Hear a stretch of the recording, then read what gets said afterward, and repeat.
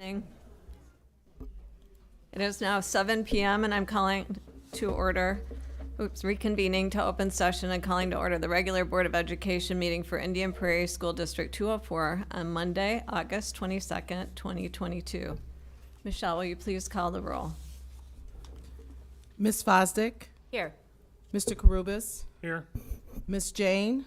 Here. Ms. Donahue? Here. Ms. Grover? Ms. Deming? Present. And Mr. Rising. Here. We have a quorum. Ms. Grover, will you lead us in the pledge? I pledge allegiance to the flag of the United States of America and to the republic for which it stands, one nation, under God, indivisible, with liberty and justice for all.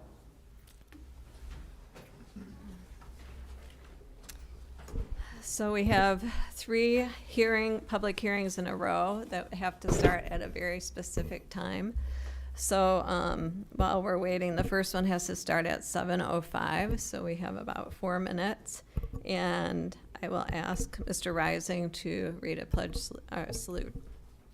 So I guess I'll read really slow. Yeah, read slow. Neuqua Valley student named to the 2022 USA Select U16 lacrosse team.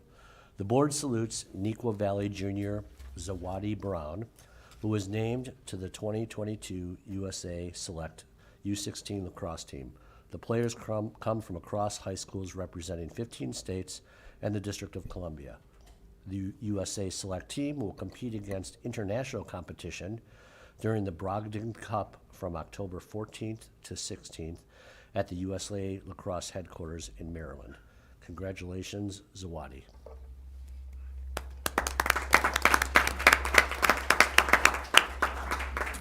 Only Okay. 4 minutes short. Right. So I'm not going, the next item that I would do is read the public comment blurb, right? Yeah, I you think can, but we have 2 minutes? 3 minutes. 3 minutes. Yeah.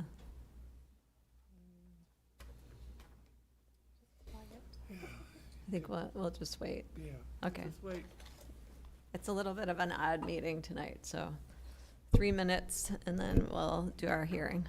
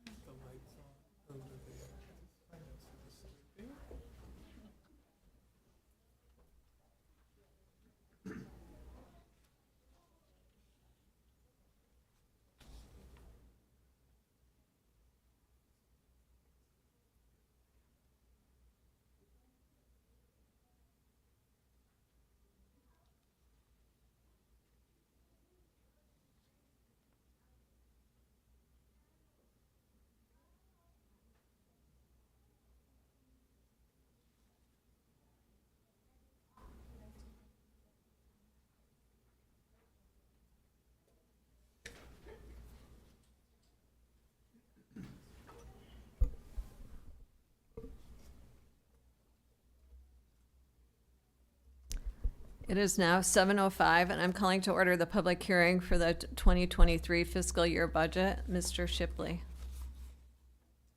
Good evening, members of the Board of Education. Tonight is the final Is step that- in adopting the legal budget. Is that on?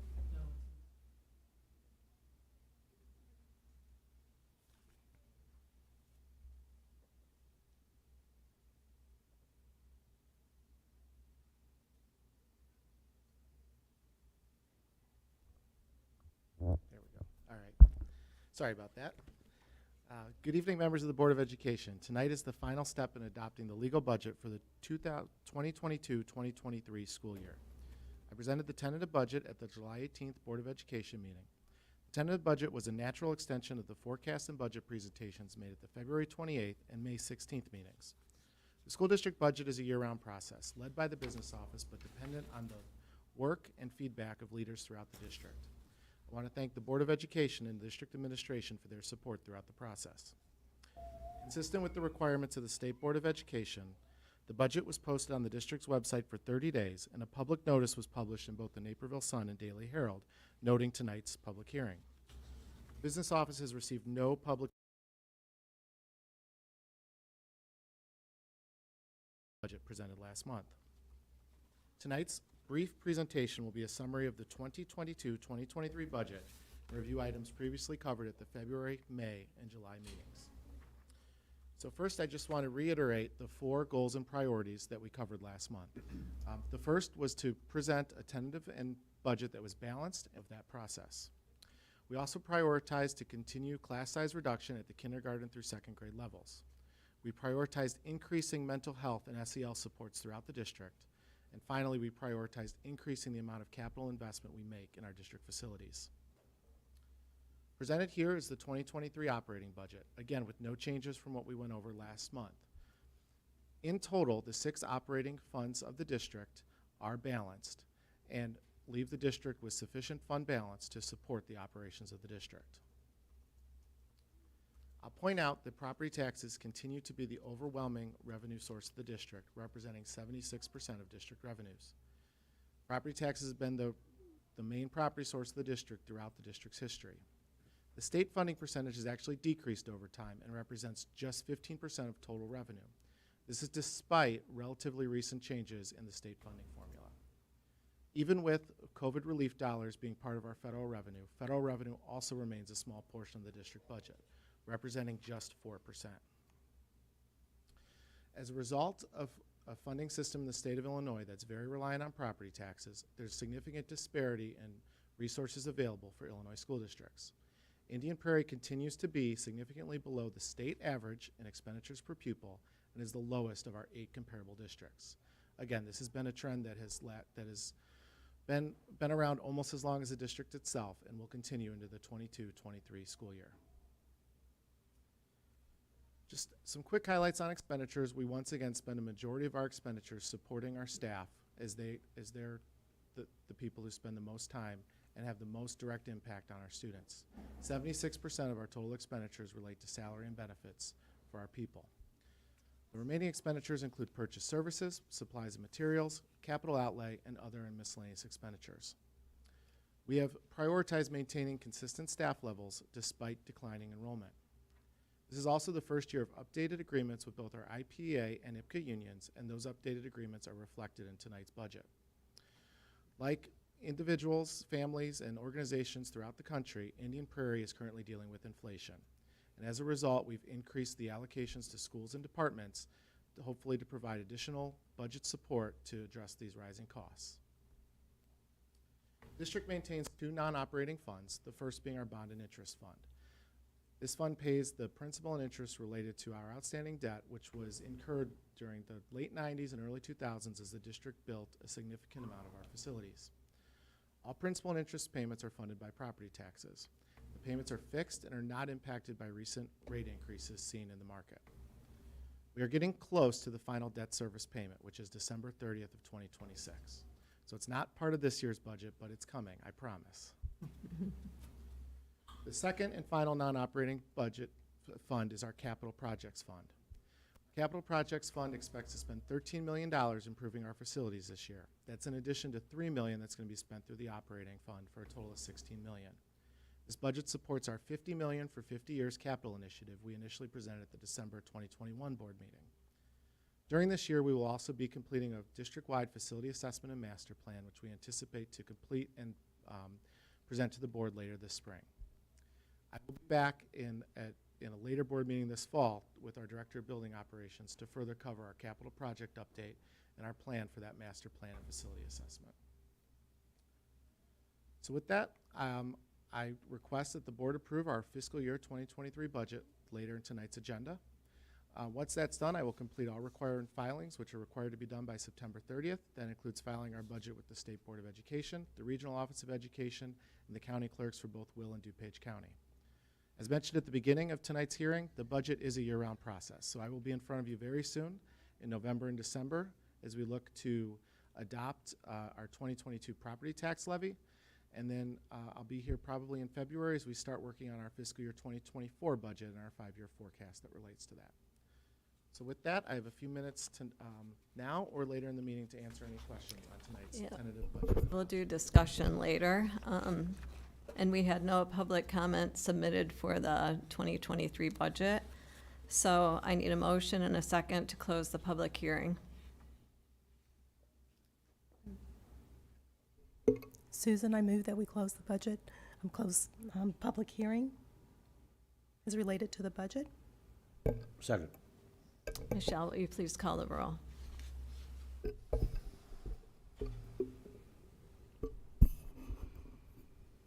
Ms. Deming, Aye. Mr. Rising, Yes. Mr. Karubis, Yes. Ms. Grover, Yes. Ms. Fosdick, Yes. Ms. Donahue, Yes, and Ms. Jane. Yes. the motion passes. Our next public hearing is at 7:15, so we have 3 minutes to wait.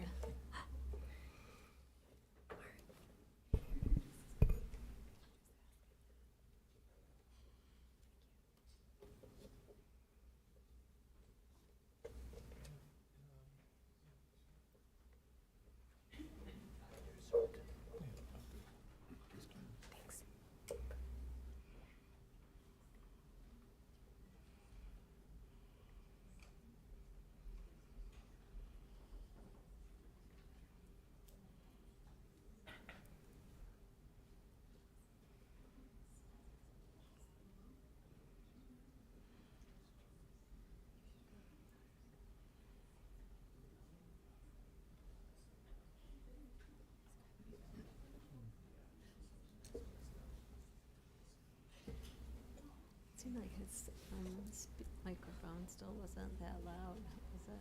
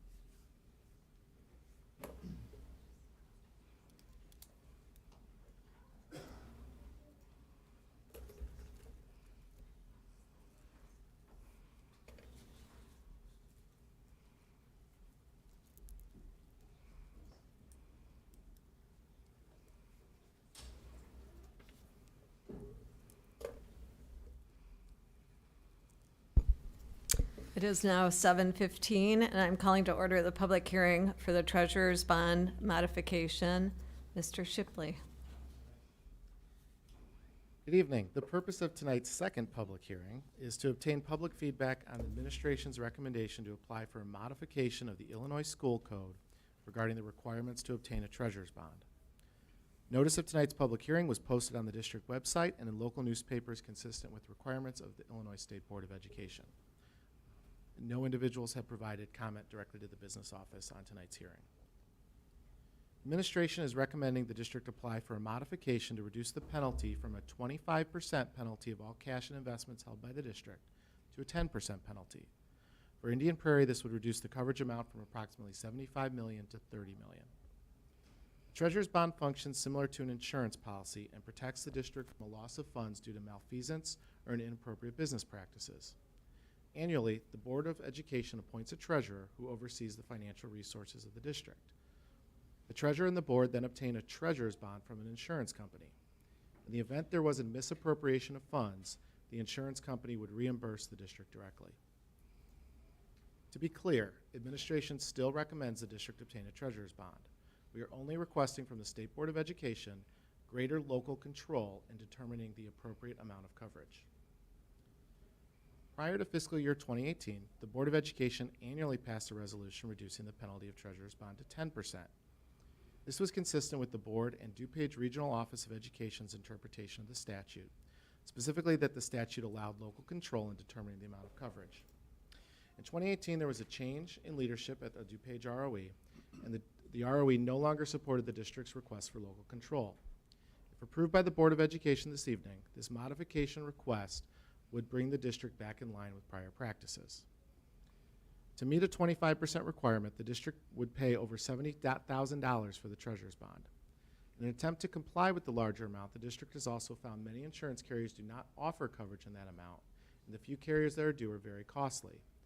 There are other districts that comply with this by obtaining coverage from multiple insurance companies as well. A 10% coverage requirement would still provide the district approximately $30 million in coverage, and administration estimates that the annual cost savings would be approximately $50,000. This represents a significant savings for the district while still providing a sufficient treasurer's bond. In addition to the treasurer's bond, administration has put in place several safeguards to ensure public funds are handled with the highest care. These include internal controls and practices such as external audits, appropriate segregation of duties within the business office, and the use of independent and reputable investment advisors and financial institution.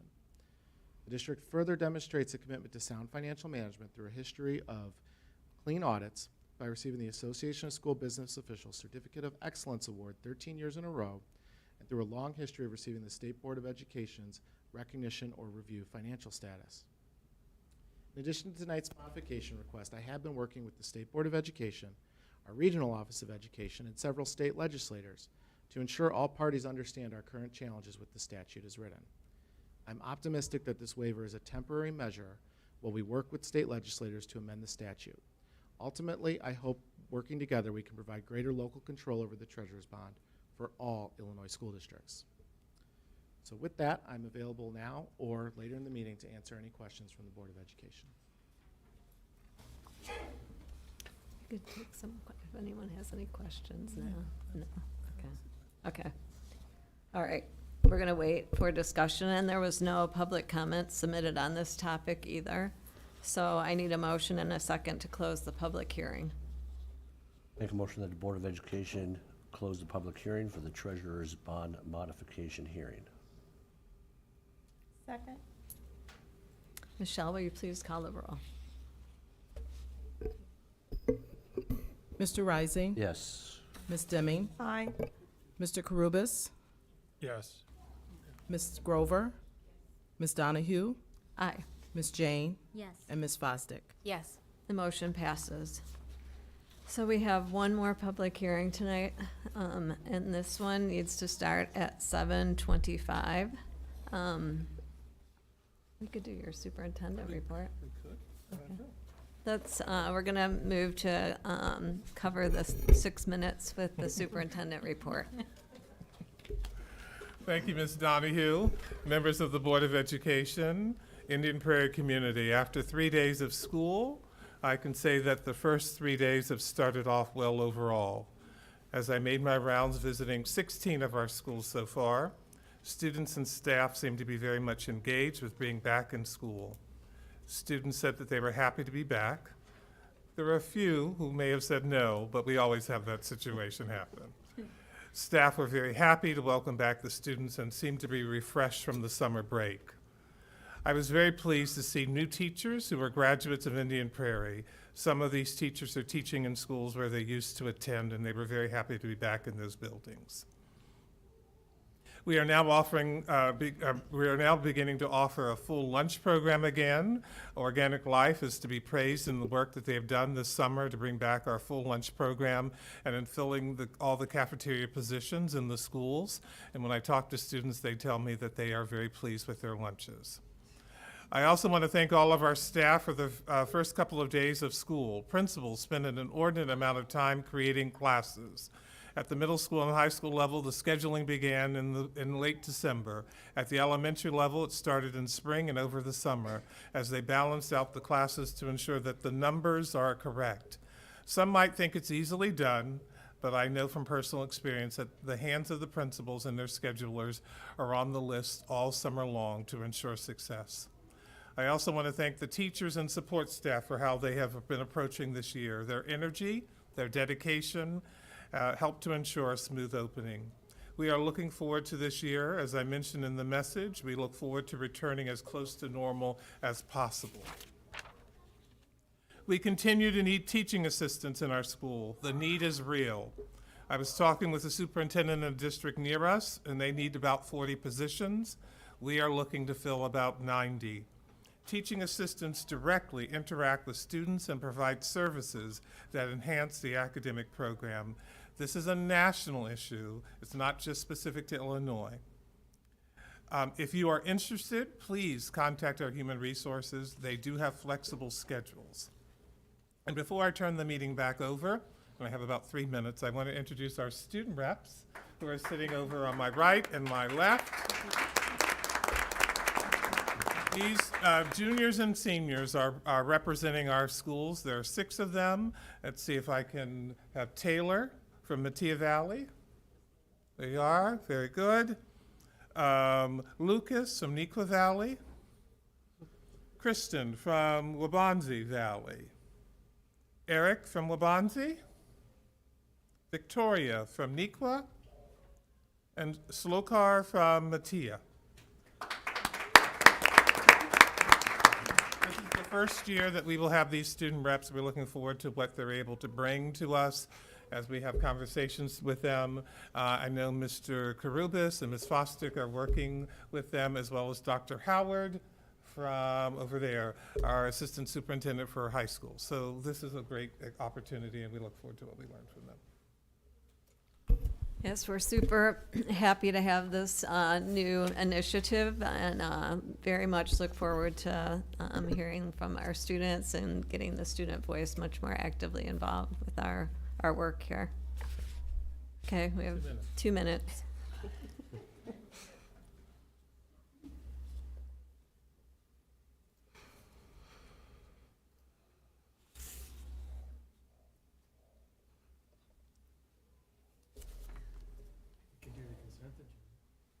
Hmm? 2 minutes? Okay, all right. Now it's 1 minute. Okay, no, not 1 minute. Nope.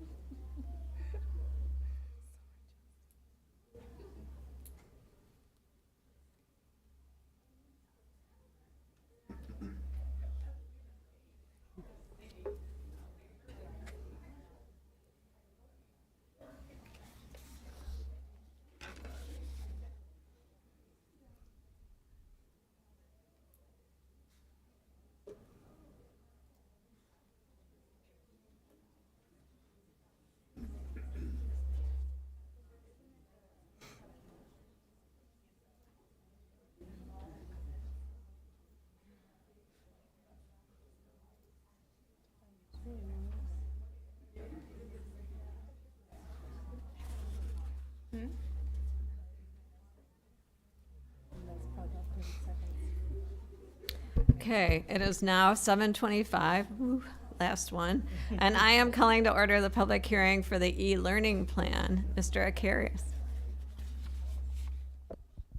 Thank you. Good evening, Dr. Talley, Board of Education and Community. In order to use an e-learning day, an e-learning plan must be on file with the state, signed off by the district superintendent, each of the district collective bargaining representatives, and the regional superintendent following a public hearing. This hearing was, the notice of this hearing was provided in the local newspaper, posted in the local newspaper and on our district website. An e-learning plan only lasts for 3 years, and renewal must be submitted by September 1st, following for a renewal of that e-learning plan. A lot has changed for us since we submitted our original e-learning plan, which I believe was at the 2019-20 school year. So the purpose of this is to present for approval the e-learning program for School District 204. E-learning days are district-wide days that shall permit student instruction to be received remotely while students are not physically present in lieu of the district's schedule. Inclement weather days or severe weather days, and what might have been used in, instead of using a snow day and then having to make up that day at the end of the year, the e-learning program was put in place. Why would an e-learning plan be used? It helps to create surety around the school calendar and the end of the school year. So this is a big part of it. People know, for the most part, when that last day of the school year is going to be. Allows for continuity of instruction over an emergency day. Opportunity to model learning opportunities that can happen anywhere at any time, providing that student agency. Connections to SEL outcomes of self-management and responsible decision-making. Connections to Portrait of a Graduate strands of flexibility and adaptability in communication, and leverages learning related to digital tools to provide students ownership and advocacy. Just as a little bit of a history for the board, over the last 9 years, days used due to weather, 2021-22, so last year we had 1 day. It was decided to be an e-learning day. We only had 1 day last year, and so we did not have any days that we needed to make up at the end of the school year because of the use of the e-learning day. 2019-20 and 2020-21, we did not have any days due to weather, though we did have some definitely different uses of days, especially at the end of that 2019-20 school year. For 2018-19, you'll see there that we did use 4. 2 of those were consecutive, which will relate to what we're discussing today. We did have to make up all 4 at the end of the year, and so you'll see a little. 2014-15, we had 2 consecutive days, and actually in 2013-14, we had a total of 4 days. 2 of those were 2 consecutive days. I think one of that was due to very cold weather, and another one because of amount of snow. The ROE, what are the requirements under the law? The ROE will have to verify that the plan meets the requirements of the law and accomplishes the following: addresses students' ability to participate, provide staff and students with adequate training for e-learning days. They want to ensure that they're trained to do so. Provides effective notice to students and their parents or guardians on the use of particular days for e-learning, as well as when and how notice will be given. Ensures 5 hours of instruction, and ensures home or remote access for students. Once again, the requirements are,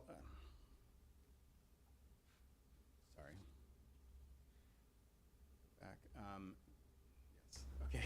Our process for our e-learning decision. So on day 1, if we have a day that we think is possible or unsafe for students and staff to come to the school buildings, the superintendent would have to make a decision on whether they close and we make up that day at the end of the year, or whether we utilize an e-learning day.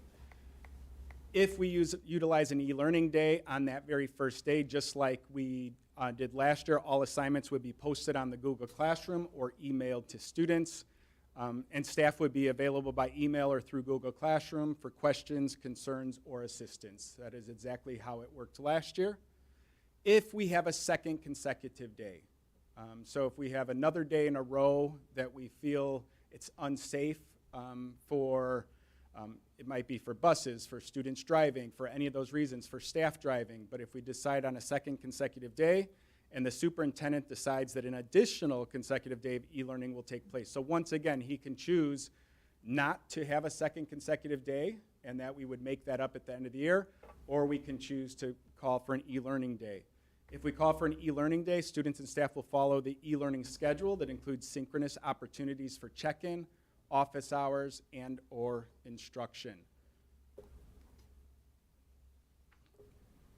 Groups of stakeholders met throughout the 18-19 school year to develop our original e-learning plan, which stays the same for day one, but things have changed regarding remote instruction since then, and we will adapt our e-learning program based off those changes, which is why for that second day, we feel confident that we're capable to provide opportunities that day.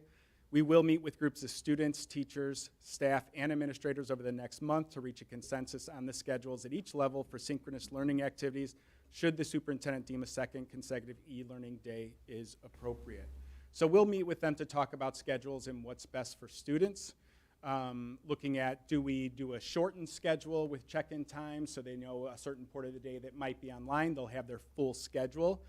During remote instruction, you remember at certain times we did like the block scheduling and those things. We're not looking at doing that for the e-learning plan. We want all classes to be able to have some sort of touch base at that point in time. One, to see how did the assignment go the day before, the assignment, who needs support in being able to accomplish those tasks, and so on. But we feel that would be important to keep that instruction continuing. Considerations are digital tools and what's available. Obviously, we have seen an increase with that after having to go quite a bit of time with our remote learning. Preschool, kindergarten, and first grade students, they're not provided devices for home use. They have those in class.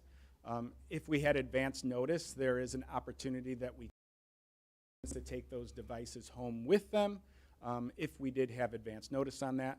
Art, music, and physical education teachers will provide activities. A product from every class is not required or expected, though they might be continuing on a project or assignment that might have been assigned prior to that. Professional learning will be provided for teachers as needed. We've done a lot over the last several years regarding this. Special circumstances due to weather, power outages, et cetera, will be taken into consideration for both staff and students. We might have large areas of our school district that do not have connectivity, which obviously would create a challenge for us to implement our e-learning plan. Those are all things you have to take into consideration. The next steps, we're asking for board approval of the e-learning program. We then will ask for it to be verified by the Regional Office of Education. We will develop leveled schedules for consecutive use of e-learning days. We know that'll look different depending on whether it's at preschool, elementary, middle, or high school. We will make sure that we do quite a bit of communication to all stakeholders in all different ways possible. We do need to make sure that we send those schedules out 30 days prior to the use of an e-learning day to make sure that all stakeholders are aware of what that would look like, and that professional learning will be provided, as I said, as needed. And so at the next portion of this meeting under the action item, we are requesting the Board of Education approve the Indian Prairie School District 204 e-learning program. I can take questions now or at We're going to wait till later on our action items. We also did not receive any public comment related to the e-learning plan, so I need a motion and a second to close the public hearing. I move that the Board of Education close the public hearing related to e-learning. I second. Michelle, will you please call the roll?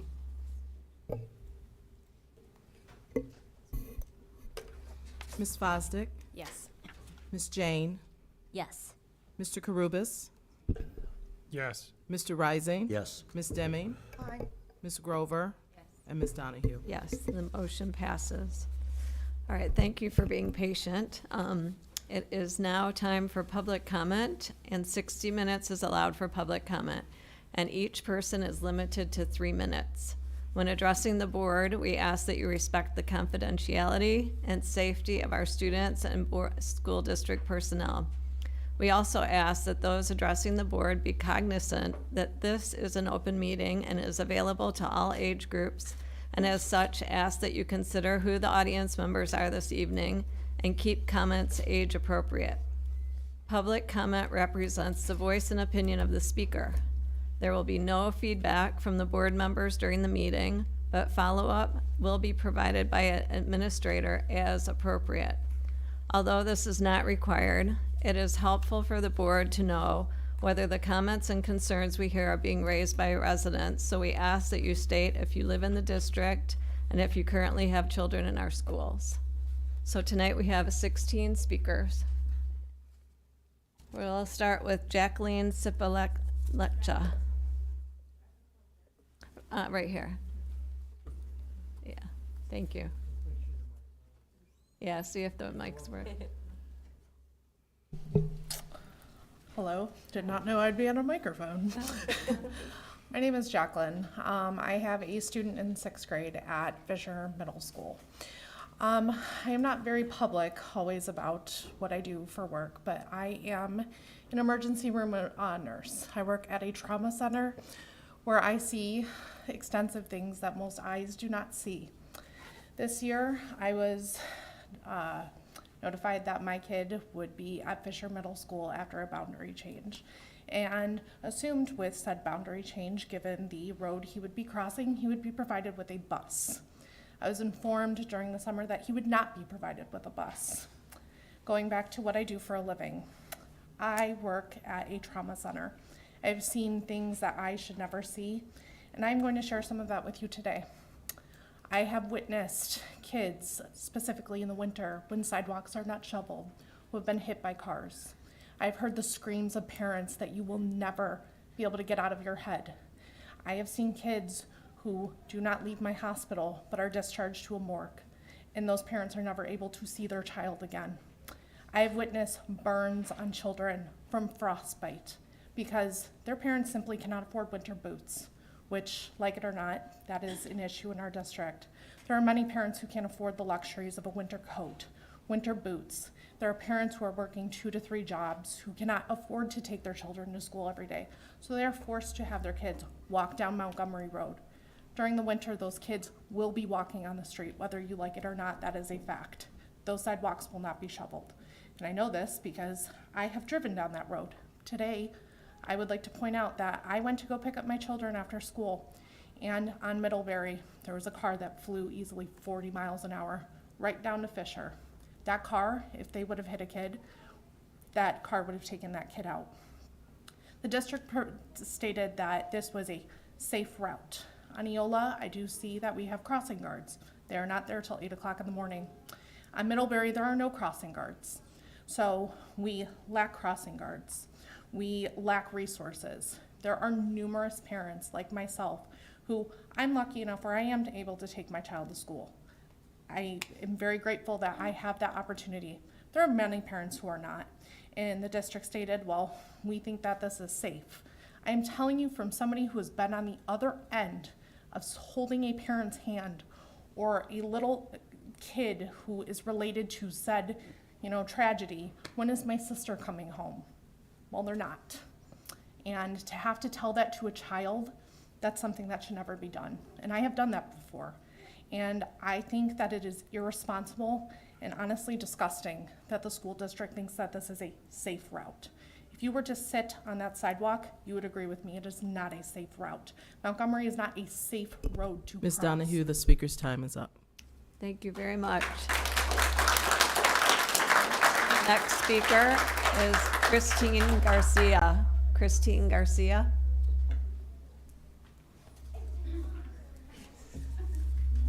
Hello, my name is Christina Garcia. I have a child at Still Middle School, and I have a 4th grader at Gombert Elementary. I'd like to thank Dr. Talley, the board, and President Donahue for all their hard work during the pandemic. Tonight, I'm in front of you to discuss transparency and equity. I was very vocal in my emails against the boundary changes. I would also ask several times if we were doing these boundary changes due to transportation. I never got a clear answer. Middlebury is very busy. I live off of it. People are supposed to go 25, they're doing 40 to 50 down my block. Asking a sixth grader to cross Middlebury and Montgomery is unsafe. There have been multiple accidents, multiple cars have went through fences. I was told we no longer qualify for buses because we were less than 1.5 miles away from Fisher. After this meeting, I will email the board as I found 6 instances where this school year there are 2 other 204 schools that are getting bused for less than 1.5 miles. Where is the equity? Diego was supposed to go to Still, which per Nisha's ratings is ranked 17 for top middle schools in Illinois. Fisher is the only one of the 7 middle schools in 204 that is not in the top 20. It's actually 98. I was told when I reached out to the administration, the niche ratings aren't important.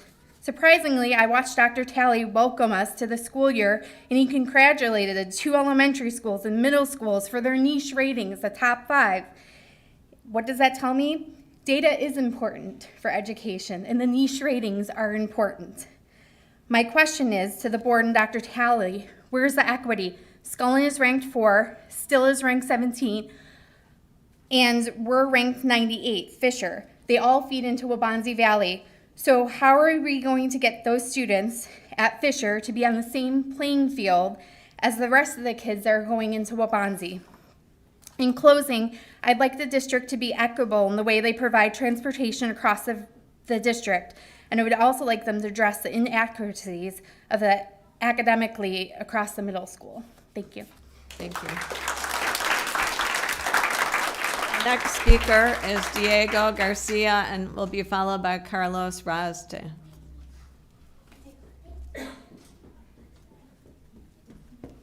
Hello. Wait, you need help. Hello. My name is Diego Garcia. I'm in 4th grade at Gombard. I'm in Scouts. I wanna be a Boy Scout and get every single badge into Eagle. But I'm not gonna do that if I get hit. I've seen broken fences like 4 or 5.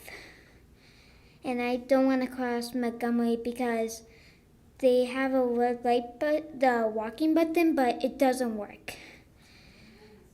But after all that, people don't pay attention to red lights. A bunch of people don't pay attention. And that's just in perfect weather. In winter, kids slip and fall on the head like this. And I went through me getting my head cracked before, and I never want to do that again. So please, I don't want to go across Montgomery. Please, we consider us going to buses to Fish.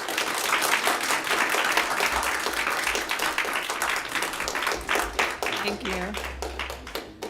Carlos Rosden, followed by Jennifer Robinson.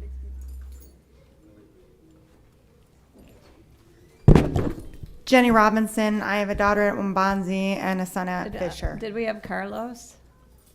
Is Oh, Carlos? did I skip someone? It said turning at me. Yeah. Is there a Carlos Rosden? Okay. Sorry. Go ahead, Jennifer Robinson, right? So I actually didn't plan to speak today till I got here.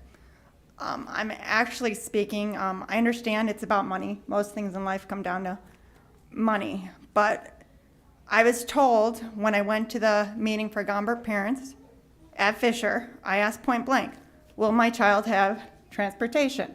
I was told, yes, they will be bused. We were told this in front of the whole meeting. A few days before the school district starts classes again, what do I find out? My children do not have busing.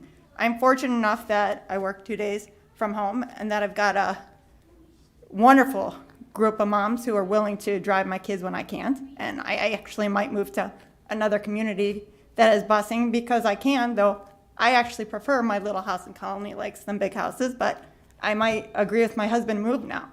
But the point is you took away busing from the have-nots when White Eagle, in the same circumstance, has to cross the same street but not as busy an intersection. They weren't told either, but they didn't get enough time. They didn't get enough notice, so they get a 1-year reprieve. They get the busing. To me, that's discrimination. I see it as disparity, where you're giving the haves more than the have-nots. And a lot of people in the Gombert area, they can't afford to send their kids to school. They can't afford sometimes to miss work. Some kids might have to walk, and oh my God, imagine that little boy. What if he did hit his head falling because his parents can't drive him? It's an unfair, horrible situation that was created.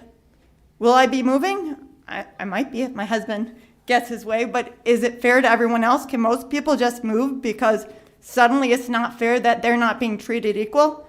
And you're shaking your head, it's not about money, but whether it's money or not, which I think it is, it's unfair and we are not being treated equally.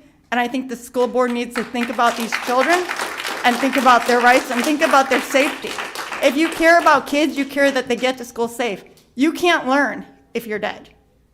That's it. Thank you.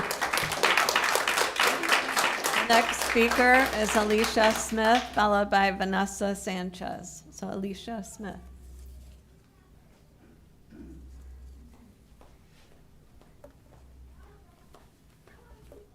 Hello, I'm Alicia Smith. I grew up in the Gombert neighborhood. I now live in the Gombert neighborhood as well, in Colony Lakes. Like the other speakers said, it's very inequitable, this whole situation. There are 3 large attendance areas that are south of Montgomery Road. You have White Eagle, Eagle Point, you have the Gombert neighborhoods, and you have the area that is west of the Gombert neighborhoods, some of which are now going to Gombert, west of Eola.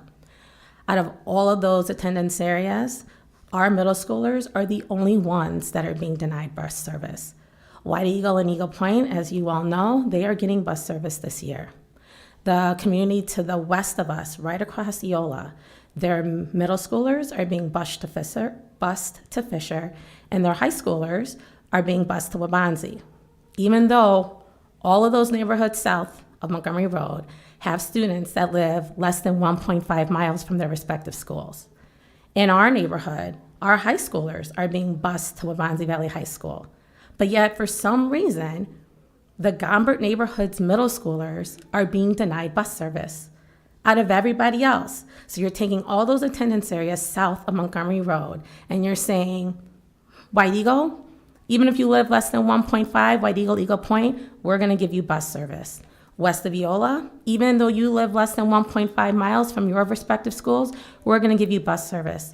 But Gombert neighborhoods, middle schoolers, no, we're gonna deny your bus service. Even after we told you that you were going to get bus service, even though you've had less time to figure it out, just like White Eagle, even though you have parents in the neighborhood, because the communication was so poor, didn't even find out until the day before school because of the communication barrier of people who do not have English as their primary language. This is absolutely inequitable. It really makes me ashamed to be a part of District 204, a district that I was very proud of. But the fact that you're just singling out a neighborhood and their students and saying, you know what, you all don't get it, everyone else does, is highly inequitable. And I really hope that you reconsider whatever your reasonings are, because none of them have really made sense. Thank you. The next speaker is Vanessa Sanchez, followed by Veronica Andrade.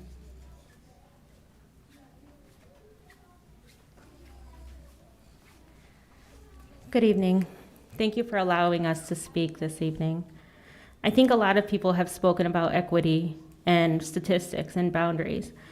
Obviously my profession, I'm a nurse. I've been a nurse for 10 years. I've been a nurse in the 204 district for many of the schools in this district.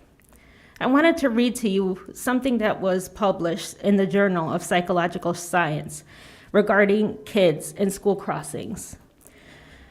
There's a clear improvement of acuity with age, with judgment, but even older children do not match the adults in their ability to detect an automobile's approach, suggesting that the neural mechanisms for this skills remains undeveloped. Paradoxically, faster moving cars appear to loom less than slow moving cars, creating a dangerous illusion that speedy cars are not approaching. Indeed, scientists have determined that children cannot reliably detect a car approaching at speeds higher than 20 miles per hour. What's more, the kid's perception of a car's approach was worse if the car was slightly off to the side. A realistic condition for typical road crossings, or if they themselves are in motion, as they are likely to be when they're walking. Driving 20 miles an hour is really hard. Try it. But it's typical the speed we're supposed to drive in school zones. Montgomery Road and Eola are not school zones.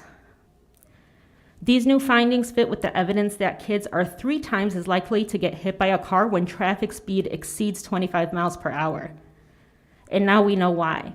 Not only do speedy drivers need more reaction time, but it appears that young pedestrians simply cannot see the cars coming in the first place. And those two together can create a deadly combination. I encourage you to reconsider your position. There's a lot of statistics that go hand in hand in numbers, but the reality is there's a lot more things at stake. We have to look at a child's development because as they're walking to Fisher, that is what they are. They are children, and children's bodies are not small adults. I now am a cardiology nurse. Their body functions are different. They are not many adults. And when they get hit by cars, the trauma that they endure is much more severe because their systems are not many adults. Please reconsider. Thank you. Next speaker is Veronica Andrade, followed by Sasha. Good evening. My name is Veronica Andrade. I have Gomberg Gators currently, but they will be Fisher Falcons in the near future. We reside in the Colleen Lake subdivision, and I am here to speak on the inequities of the busing situation as well.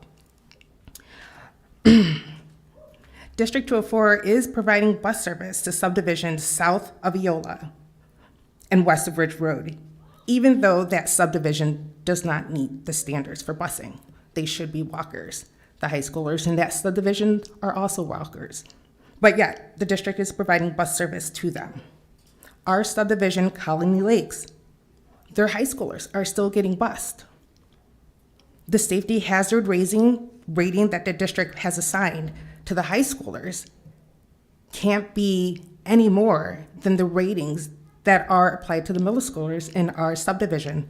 Why is there this discrepancy? I understand that the district can use its discretion for certain neighborhoods, but it's not using equal discretion for all neighborhoods. My kids have always been walkers. They've always walked to Gomberg. Ever since my son was in preschool, even when the twins were little. I know what a walking school is. There's no streets. When it would snow, the sidewalks were never shoveled. It's a walking school. The path to the school was never shoveled. I called the school, I called the city. It's not anyone's responsibility. I did this every year. Luckily, somebody from the neighborhood would be nice enough to take their snowblower, go across the icy bridge, go around the path all the way up to Gomberg School for me, so I can push my kids in a stroller and take my preschooler to school.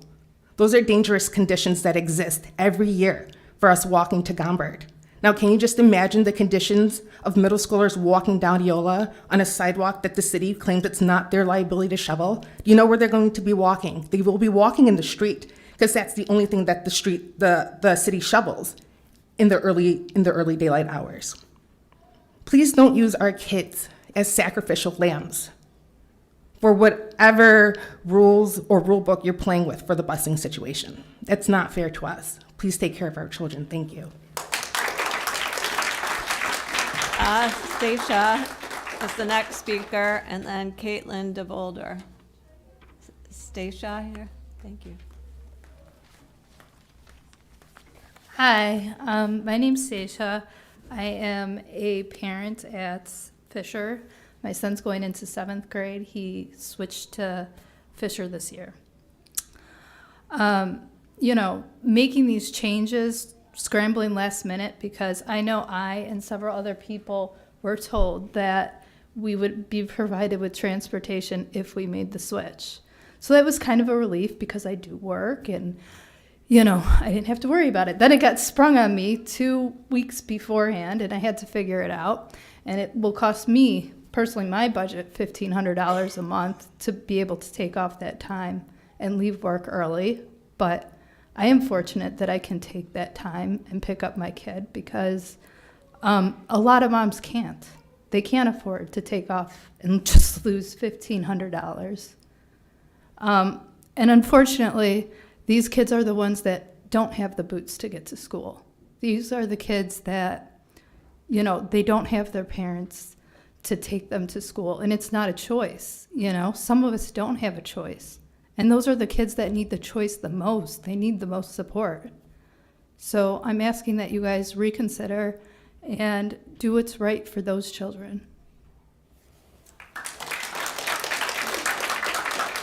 Next speaker is Caitlin DeVolder, followed by Riley Martinez.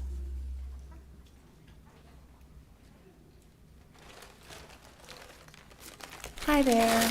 My name is Caitlin DeVolder. I live in the Gombert neighborhood. My daughter is a Fisher Falcon this year. And I have a lot I want to talk about, so I'm going to try and talk as fast as I can to make it in the 3 minutes. Basically, I want to talk about communication, safety, and equality. White Eagle was informed about bus service, as I heard many people talk about. We were not communicated with. Ron stated that we should have just looked at the boundary site, but we're all walkers. We've never had to look for transportation, and we thought that we were having it. And even after I found out, which was at the end of July, I asked his office, can you just send out an email to the Gombert families? Let them know that they're not getting buses, because a lot of people don't. Nothing was sent out. So the communication has just been horrible. And then on top of the fact that our school, our subdivision was bused to Wabanzi's Gold Campus, which is Fisher. Same hazard ratings, but they were bused. I asked Ron about this, and his response was, unfortunately, there's no documentation as to why your area received transportation to Wabanzi. I find that hard to believe. Now, safety. The Middlebury and Montgomery intersection is extremely dangerous.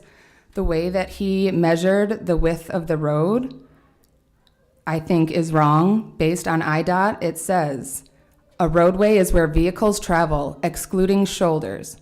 The area of the X's on the crosswalk, which I have a packet for all of you, he's saying is not to be measured because the cars traveling on Montgomery do not drive over that. But the cars on Middlebury do drive over that when they take a right onto Montgomery, right where our kids will be walking. They will have the green light and our kids will be walking across the street. And not only that, but on Middlebury, there are giant hedges on the corner, so the kids can't see the cars that are coming and the cars can't see the kids that are coming. That's a hazard. I took a couple pictures, and then on top of it, we've got pictures from winter of cars that have driven off onto the sidewalks on Montgomery. There are pictures of the sidewalks not shoveled at all when there's at least 6 inches of snow. The kids are not going to be trekking through that. They are going to walk on the side of the street, which is a huge hazard, seeing as Montgomery has no shoulders for the kids to walk on. I went on there on your school transportation tracker, and I put in some different neighborhoods for different schools. This goes along with equality. I know I went to Gregory. I know that neighborhood. I lived there. There is a huge section of Gregory neighborhood that Ms. is being Donahue, buzzed. the speaker's time is up. Thank you very much. The next speaker. Thank you. The next speaker is Riley Martinez, followed by Angelica Aguirre.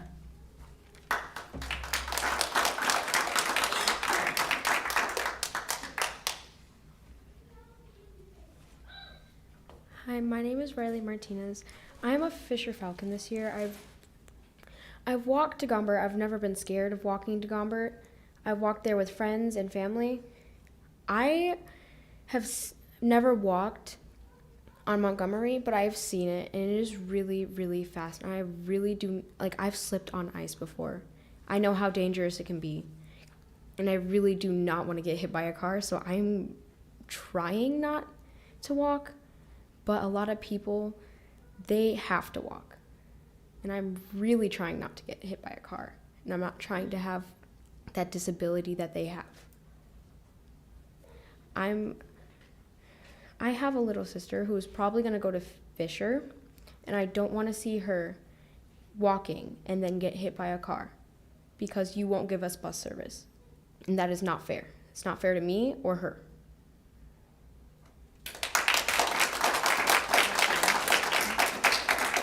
The next speaker is Angelica Aguirre, followed by Martinez Gadanez.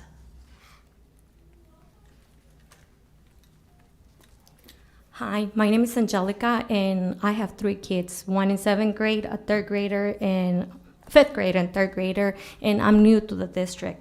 When I registered my kids to District 204, one of the questions on the registration form was if I needed bus, and of course I clicked yes because I do need my son to get bus to the middle school, and I did not get any communication to let me know that was not going to be no bus service for my son.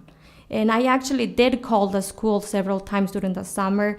I started calling the school in April, then in June, and then in July, and they told me I had to wait to register my kids.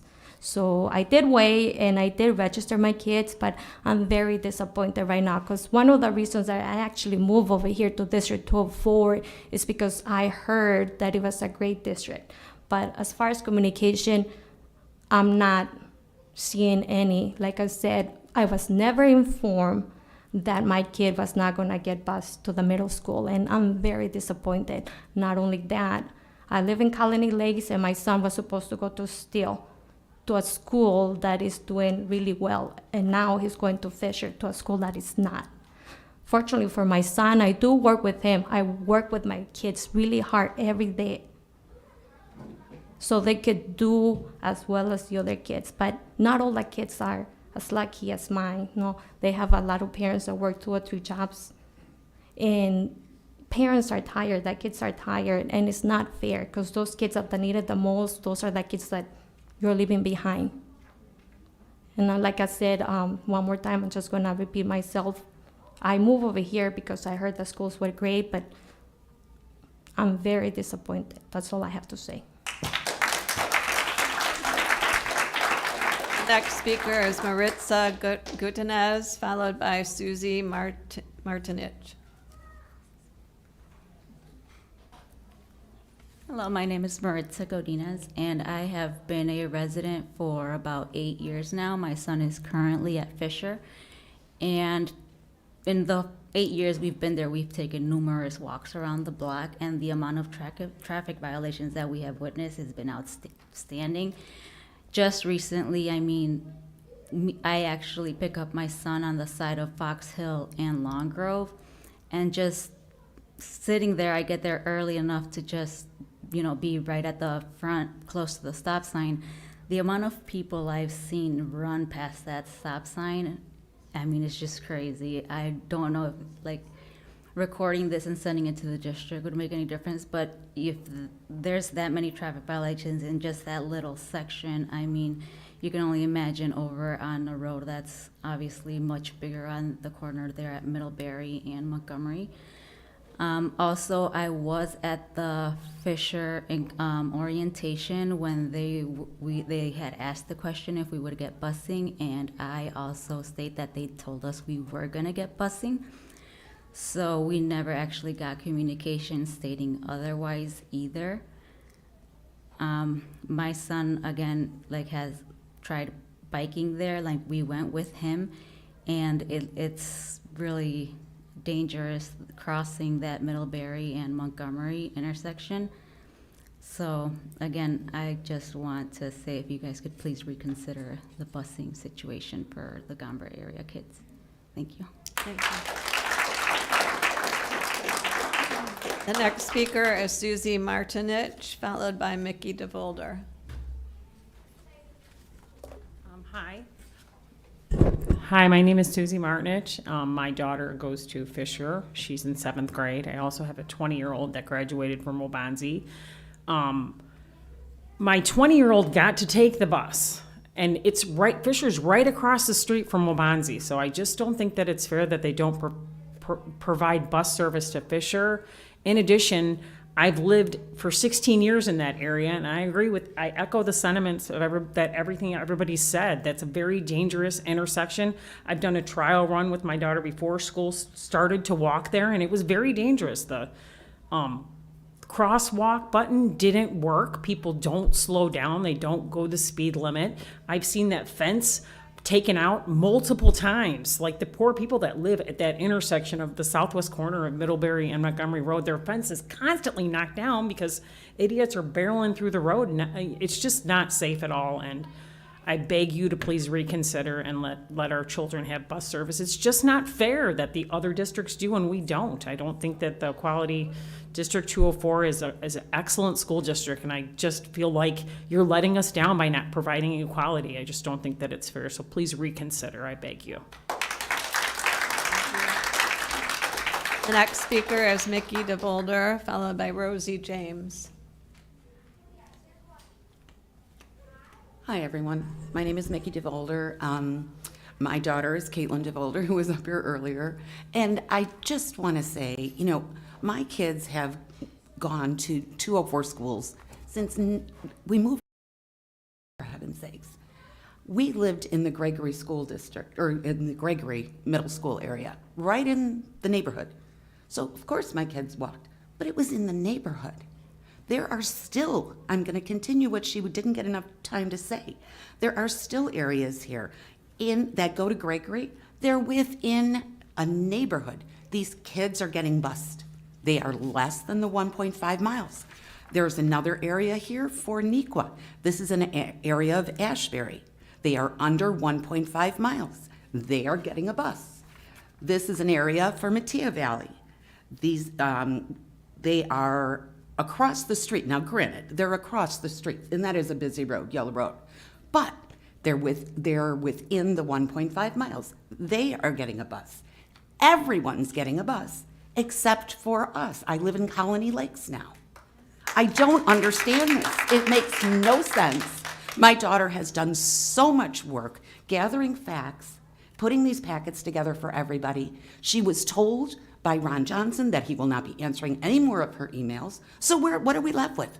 If nobody's going to respond to us, how can you say you're not going to respond to us? All we want is to keep our children safe. I now have grandchildren. Riley Martinez, who was up here, she's my granddaughter.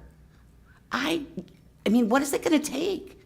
Is it going to take a horrible tragedy for you guys to realize that these kids should not, these children, 11-year-old children, should not be walking? These kids can't even stay home by themselves. I'm sure the majority of them, I know my grandchildren, they're not even allowed to be playing or go that far by themselves. But we expect them to walk across a busy street in the dark once winter comes.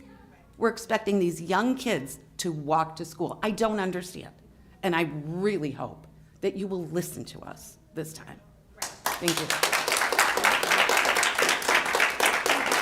The last speaker is Rosie James.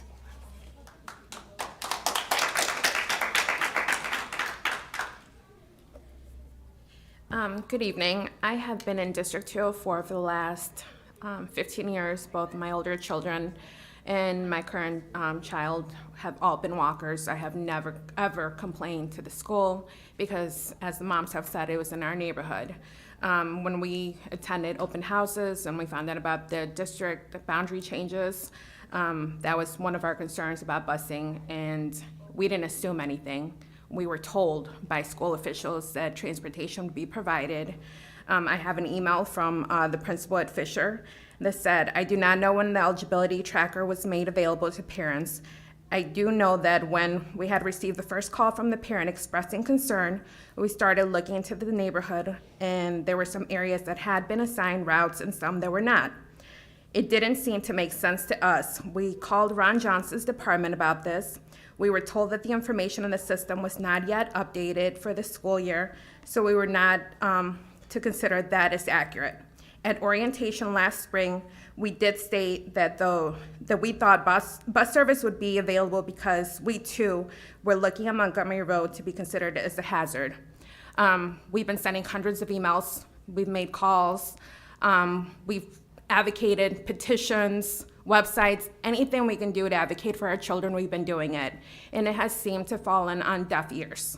We have a crossing guard that was assigned there, but my child coming out of my neighborhood, not counting the streets that he crosses, to walk up North Eola, there's 6 separate crossing streets that he has to go through. There's a crossing guard at 1. And the traffic on Ridge and Longwood, it's heavy. People are coming out and they stop blocking the crosswalk. They're not looking for small children. It'd be one thing if maybe there were high schoolers that they're a little bit more visible, but you're talking about my not even 5'11" 11-year-old crossing the street. I made the walk on Friday with my child and a couple of the neighbors. There's a part of Eola where the distance between the cars crossing and the sidewalk is less than 2 feet. All it takes is one snowfall to come and a car to lose control, and there goes a kid. And I cannot have that be my kid. Please reconsider your decision. We will keep showing up every meeting until somebody listens to us and does something to make sure that our children are safe, because this is not a safe route. Thank you. Thank you.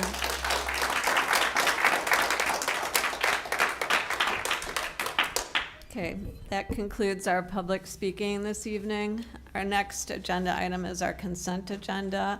I need a move for the consent agenda items D through J and a second. Make a motion for consent agenda items D through J as presented. A second? Any discussion? Michelle, will you please call the roll? Mr. Rising. Yes. Ms. Fosdick. Yes. Mr. Karubas. Yes. Ms. Deming. Aye. Ms. Grover. Yes. Ms. Donahue. Aye. And Ms. Jane. Yes. The motion passes. Next, we move to our action items. I need a motion and a second to approve the 2023 fiscal year budget as presented. I move that the board approve the approval fiscal year 2023 budget as presented. Second. Sorry. Okay. Does anyone have any discussion, questions for Mr. Shipley? We've had the presentation a couple times, so. Do you? No? I just want to make a comment if Okay. I can. I just wanted to thank administration and the business office for aligning to one of our goals, which is managing our resources effectively, which is balancing our budget. And we all know it's not easy.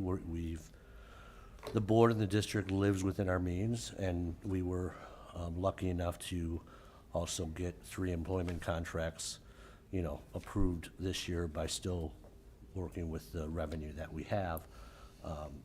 As you've given us plenty of presentations, Matt, talking about our adequate funding and how we only have 80% of adequate funding, we have we're the least adequate funded, or one of the least adequate funded districts in DuPage County. And yet we have one of the best school districts in the state. I think in the 56th best district in the country. But it's because of the hard work and living within our means. You know, we have low operating expense per pupil, but our kids get a wonderful education.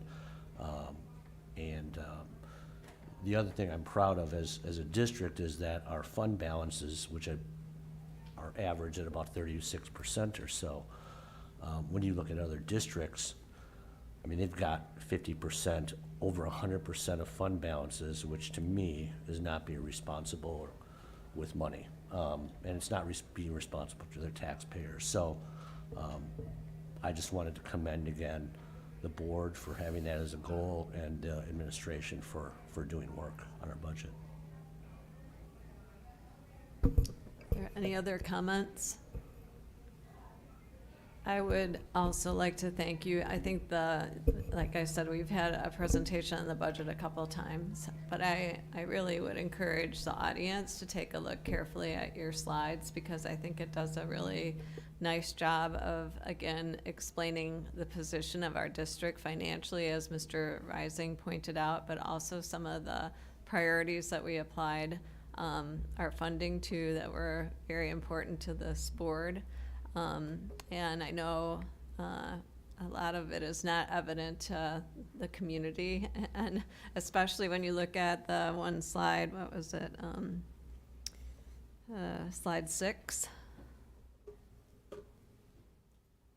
you know, how we are spending our money per pupil compared to other districts. So again, I would just encourage the public to take a look at these slides to get a better picture of what our environment looks like and how we've handled our fiscal responsibility.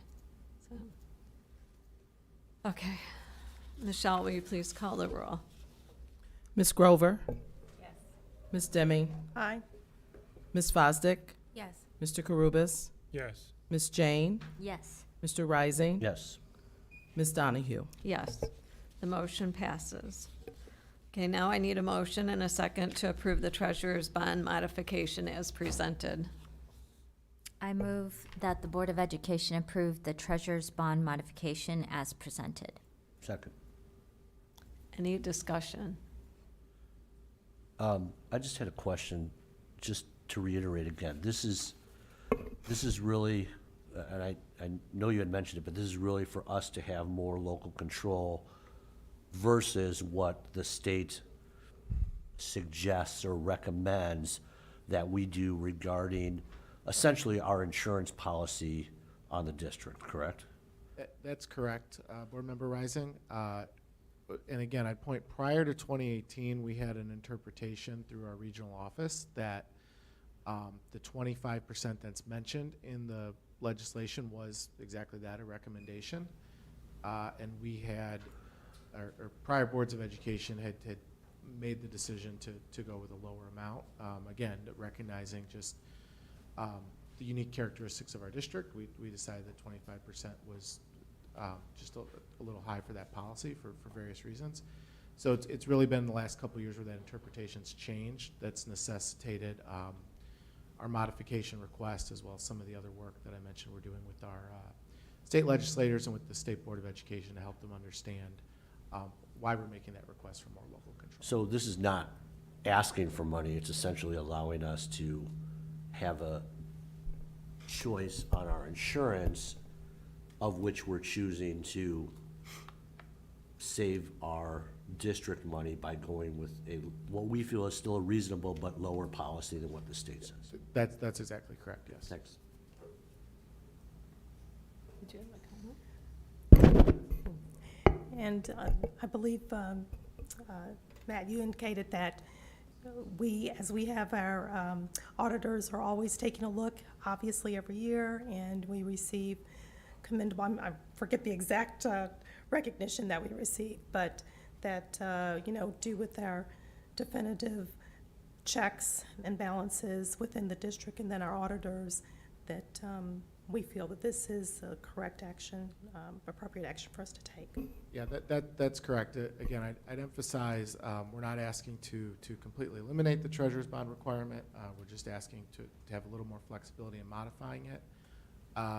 You know, I would say the treasurer's bond is one tool we have to protect taxpayer resources. It's, we're fortunate it's one of many tools for our district, and we, again, have made the decision that several of those other tools in working together with that treasurer's bond is sort of the better route to go. And I do believe myself and my predecessor and my predecessor's predecessor is really, for the history of the district, we've demonstrated sound financial practices. We've received clean audits throughout the history of the district, and again, have the internal controls and processes in place that do protect taxpayer resources.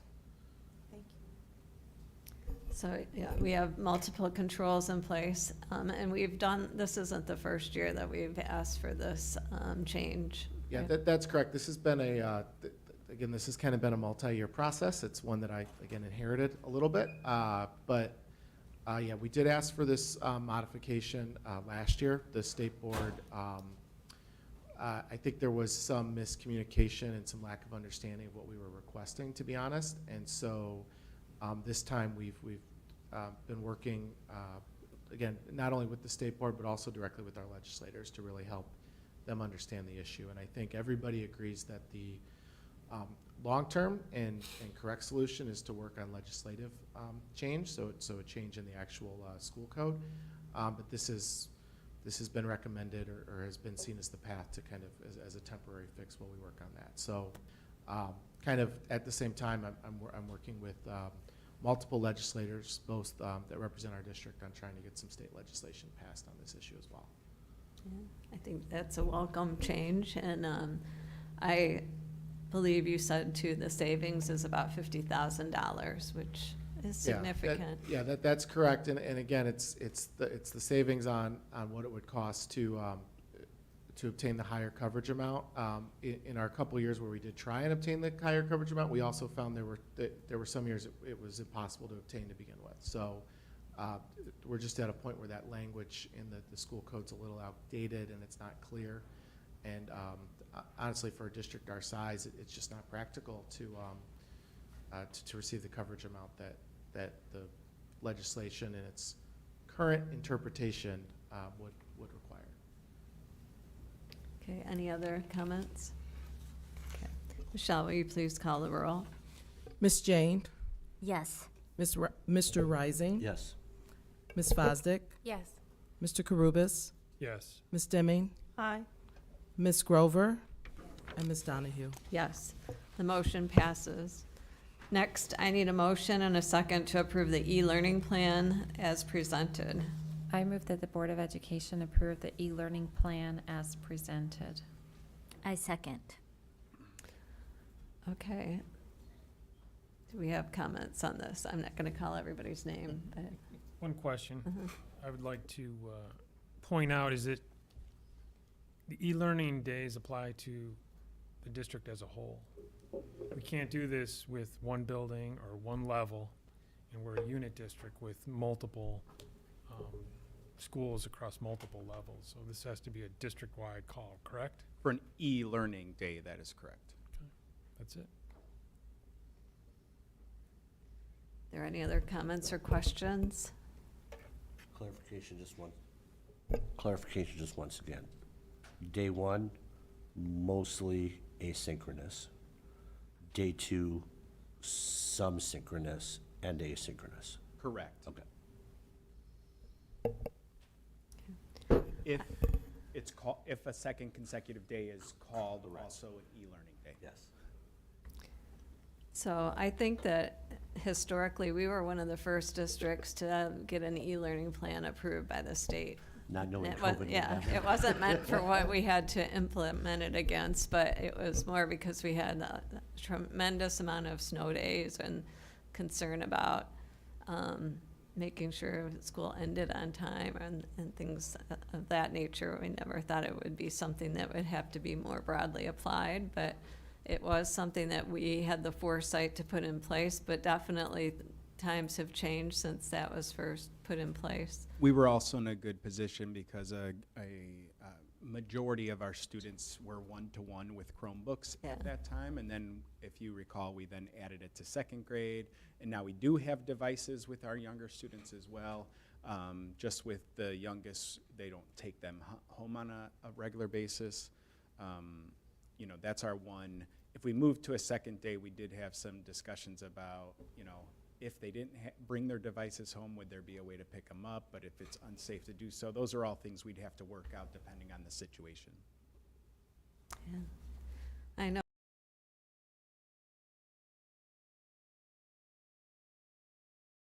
Well, with making sure that we have our calendar and our dates for the school year established and people can count on those, so. Ms. Donahue, I would also argue that it leaves plenty of time to still play in the snow. Yeah. All right. There's always time for that. Okay. All right, Michelle, will you please call the roll? Ms. Grover, Yes. Ms. Jane, Yes. Ms. Donahue, Yes. Ms. Fosdick, Yes. Mr. Karubis, Yes. Mr. Rising, Yes. Ms. Demme. Aye. The motion passes. Our next discussion item is a presentation on the strategic plan, and Dr. Talley. Thank you.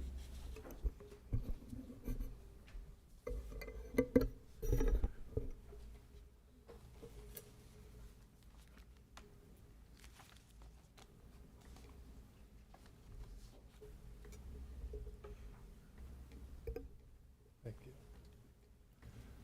I'm going to present from here. Members of the Board of Ed, I'm very pleased to share with you our draft strategic plan.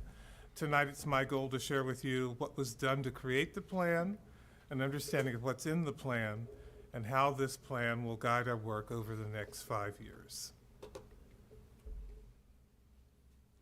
The title of the plan is Inspire, Innovate, and Empower the Future. This plan, we think, will support our students socially, emotionally, and academically over the next 5 years. This plan has priorities that support our staff, support our equity work, and communicates to our community what we'll be doing over the next 5 years to enhance our district. This is the first codified plan for the district. This does not mean that we have not been strategic in the past, and I think all of us would agree that we have been in Indian Prairie. Rather, it means we have something that everyone can see and will hold us accountable for the work that we will say and we will do. It's important to know that we created this plan as a community. It was a group of more than 120 people who came together, who helped us examine what was important for our district. This included parents, staff, most importantly, I think, our students, community members from local businesses and colleges, and the local government. So the timeline of our strategic plan work actually began back in 2019. At that time, the Board of Ed discussed with me when I was interviewing the need for there to be a strategic plan in place. In December of 2020, Battelle for Kids presented to the Board of Ed. I'm sorry, in December of 2021, not 2020. They presented to the Board of Ed. Battelle for Kids was the company that did our work on our portrait of a graduate. We did an RFP, and that was completed, and Battelle for Kids was selected. Starting in January, the team of more than 120 people came together to meet and craft our plan.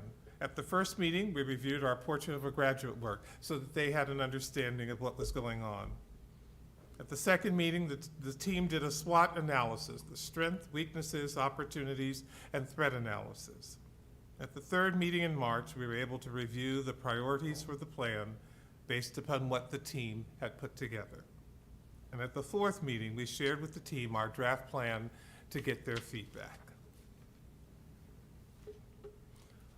We created 4 focus areas for the strategic plan. The first of our focus on student development. This includes the social emotional piece as well as the academic.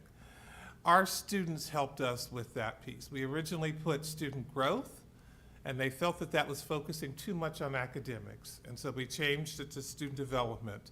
And we made sure that within that were things that were focused on their social and emotional growth. The second priority is investing in our staff. This means as a district, we work with our staff and ensure the professional and social emotional growth. The third area is engage with the learning community. This goal supports our efforts to work with our community and finally, our fourth priority is to optimize resources and operations. I think, Mr. Rising, you talked about that earlier after Mr. Shipley presented the budget. This priority ensures we're using our resources, both our material, our monetary, and our human resources, efficiently and effectively. Within these priorities, you see many areas that are covered, including student achievement, equity, curriculum, and facilities audit, just to name a few. What I want to show for you is an example of an objective and strategies. Found within each priority, you'll find the objectives and the strategies. The objective priority. We hope to achieve each of these goals by the end of the 5-year period. Found within the objectives are the strategies or the work that will need to be done to get us to this goal.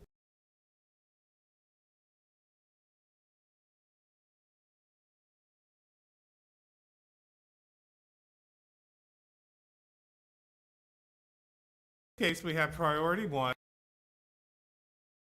In this case, our goal is to provide all students with equitable experiences. One of our strategies in this area is to ensure that our equity plan is written by the end of the school year.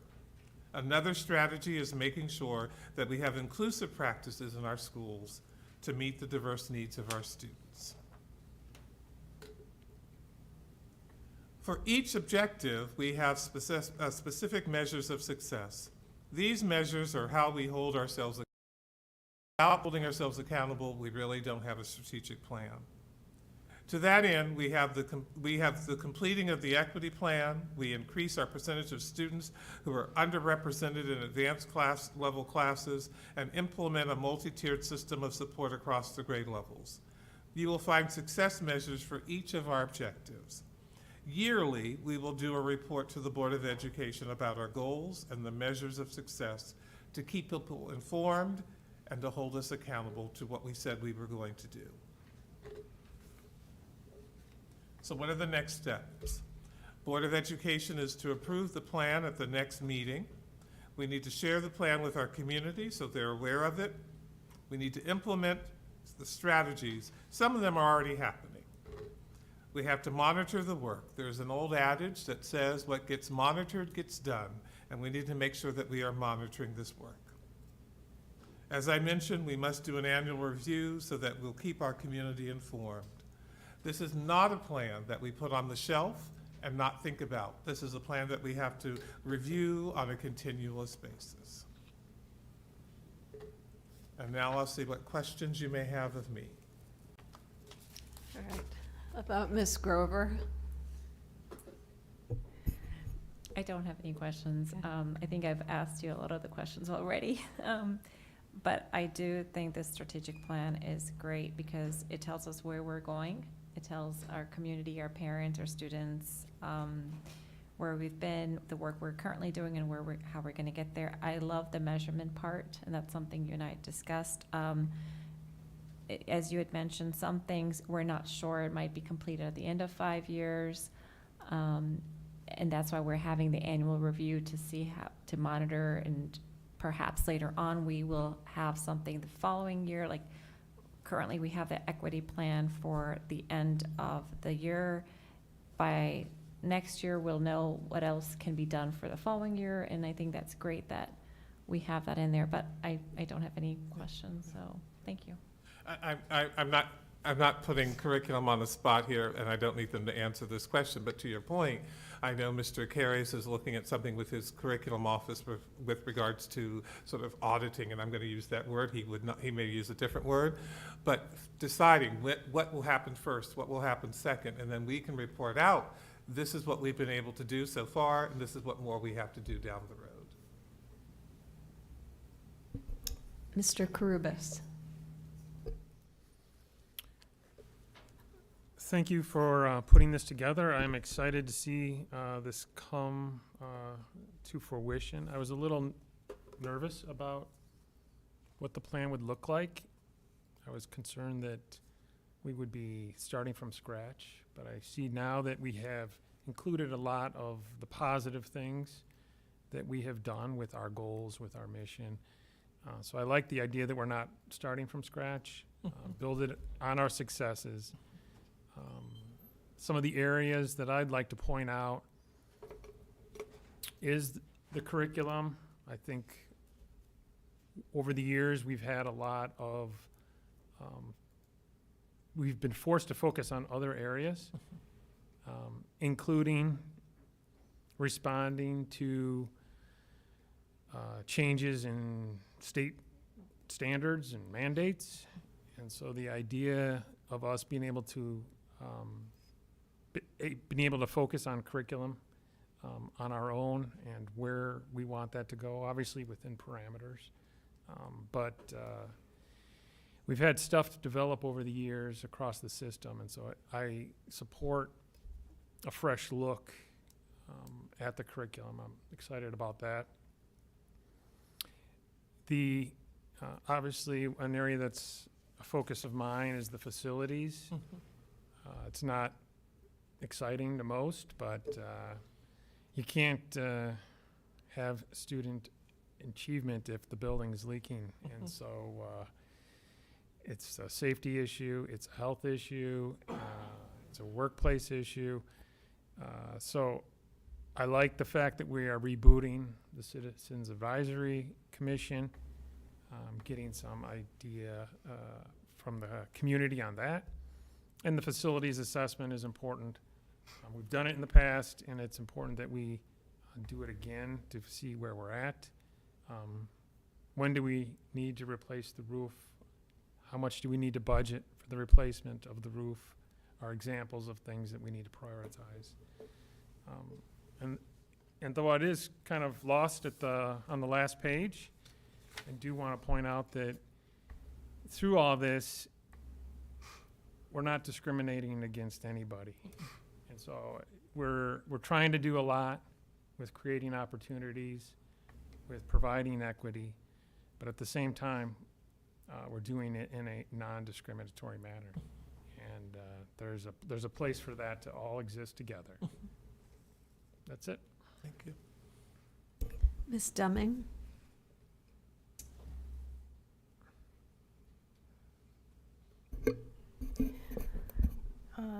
As someone who's kind of worked across various sectors, but certainly in the corporate arena, always knowing where you are and where you need to move towards for success is always extremely important. And so I'm extremely excited for us to be able to sort of level set, understand where we are, look forward to where we're going, but really importantly, how are we going to get there?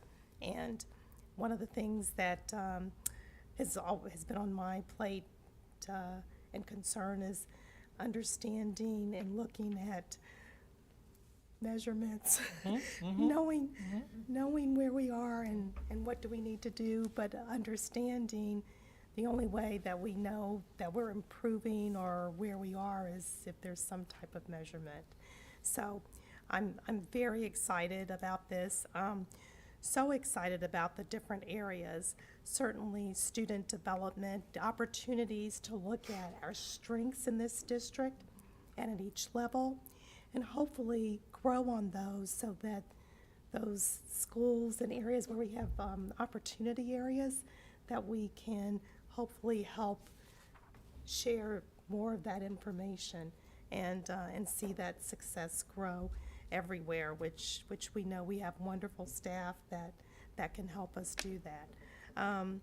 Certainly, investing in our staff is so extremely important, and so letting them know how important they are. That's one of the things that I've always been interested in listening to, is the professional development opportunities that our staff has a chance to take advantage of. And they are so eager in so many areas. And so vulnerable to say, I don't have expertise in this area.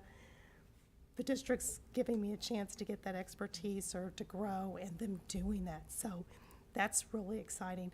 I think Board Member Carubas has brought many of us along, but certainly me along the path and understanding how important, you know, our operations is. And he always says it so well, but, you know, just now, if our buildings aren't safe, our kids can't learn. And so, and we've always, you know, Matt and his predecessor have always valued and made sure that our buildings are safe, but knowing and having the opportunity to get that audit so that we can try and prevent things before they occur is really, really so important. So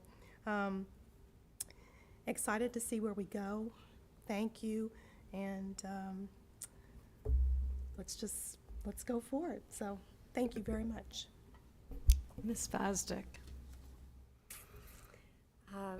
I don't have any particular questions, but I am really happy to see that this reflects intentional community engagement and that this was a collective effort, because I think that is the very best of us as a district, is our investment in each other and ourselves. And I'm, especially, again, with a nice reminder of our student reps here tonight, I was really trying to find the perfect word for it.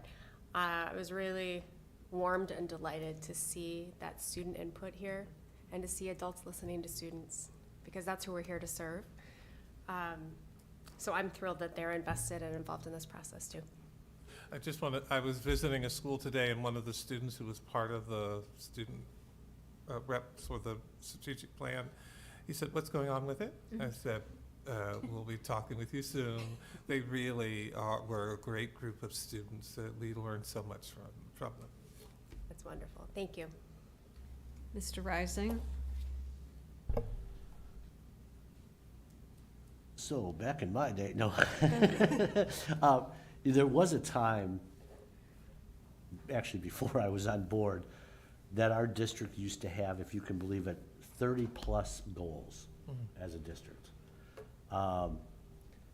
You know, around the year 2009, 2010, I remember the board at that time kind of they tried to land on like 4 to 5 goals as a district. And I think since that time, boards for Indian Prairie School District have kind of remained consistent on about 5 goals.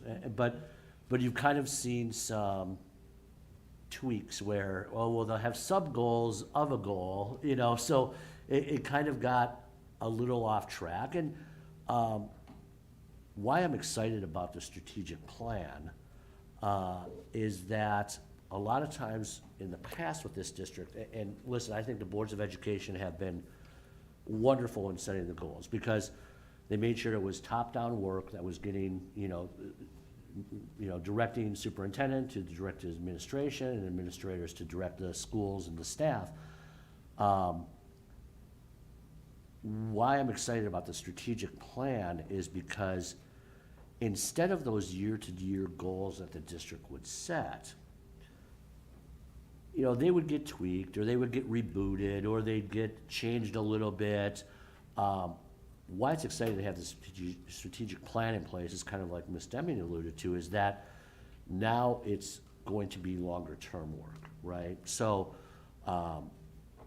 and it's all in one encompassing document that the community can see, as it relates to whatever particular, focus on student development, what the work is that goes into it. And the community also needs to understand that that's just scratching the surface, right? I mean, there's a lot of work within those things, but what's great about this is we can build upon that, right? And that administration will give the boards updates. And the district has been good about, when we previously had goals, to have a transparency page, like here are the presentations that were given to the Board of Education based on Goal 1, but now we'll really be able to build upon and track that work.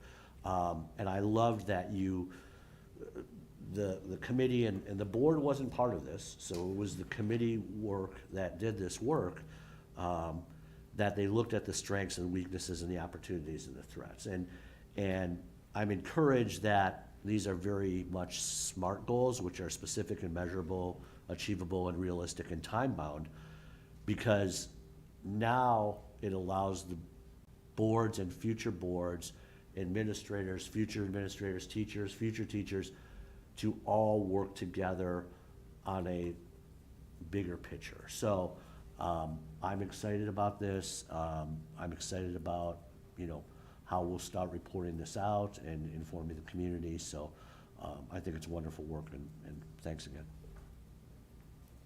Miss Jane.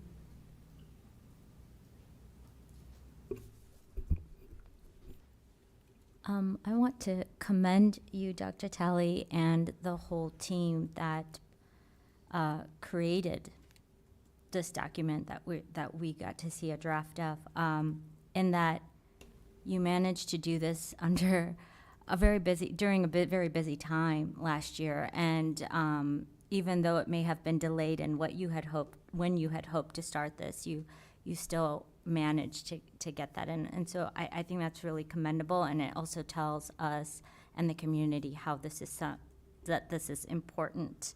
I also really found the guiding principles to really set the tone of what this whole document looks like, and I think it reflects where our students are today and the world that they're heading into. And when I read that the first time, I was, I don't know if this is viewable to the public yet, those guiding principles. The draft should be available to people. They should be. The guiding principles, there are 5 of them, and when you read it, it really truly sets the tone of the lens through which this committee of 120 drafted this document. So I think for me that really set the tone. I also want to commend the wording of the priorities and more specifically the objectives. For example, instead of saying professional development of our staff, investing in staff, that's something else. That's looking at our staff as a huge component of why our district is where they are, and we're looking in the long-term investment. It's just the thoughtfulness of the words like that really resonated with me when I read the documents. And then, of course, it continues when you go into more of the codification and the operationalization of how we hope to achieve some of these goals. So the wording is very thoughtful. It shows that we are striving for something great, which is challenging, but reachable. And I really like that balance. I think the questions I have are going to come more later in terms of the measurement and assessment, in terms of who's doing that, what does that look like, how are we going to do that district-wide, and things of that nature, which I know we're going to get more details as time goes on. That's kind of where my head is at in terms of what I would like to know more about. But otherwise, I'm delighted by this document, and I look forward to hearing more updates about it. So at our next meeting, we will have a further presentation on the content. Is that correct? Well, the next meeting is really an opportunity for you to vote on it. Yeah. Not too much more than what's here for you to, but if there are questions, obviously, you Right. can share. Yeah. So I congratulate you. I know when we interviewed you to come to the district, you talked all about the need for a strategic plan, and we listened carefully and thought that would be a good idea. As Ms. Deming mentioned, in the corporate world, it's standard practice for businesses to have a plan, and it was honestly a little bit interesting that we never had that here. But I agree with the comments that we've always been very strategic in our thinking, and you'll see that reflected in some of the items that are in this document that are pieces that we had all over the place. Mr. Rising brought up that we're putting a lot of that together in one central place, and then adding this longer term think around that document. So it's a significant piece of work for us. And the board wasn't involved with creating the content, but many of us, myself included, did sit in the back of the room and listen to the very active discussion and thinking that was going on by the large number of people across our community that were actively involved in putting this together. And I also echo how impressed I was, especially with the students that were there. They were quick to volunteer to voice their opinion. Some very thoughtful items came out of them. I think that after the very first meeting and we witnessed that, it was just like, we're doing a good job if these are the kind of students we're rolling out in the district. So I look forward to us approving this document in a future meeting, and thank you to everyone that worked so hard on putting this together. Let me just clarify, I think for the next meeting, we'll do a crosswalk between our former strategic, our goals that we've always had and how they're found in the strategic plan, and then ask for your approval from that standpoint. Okay, thank you. All right, our next item is a presentation from Ms. Rosenblum, Mr. Hillman, and Mr. Howard on school discipline. Dr. Howard.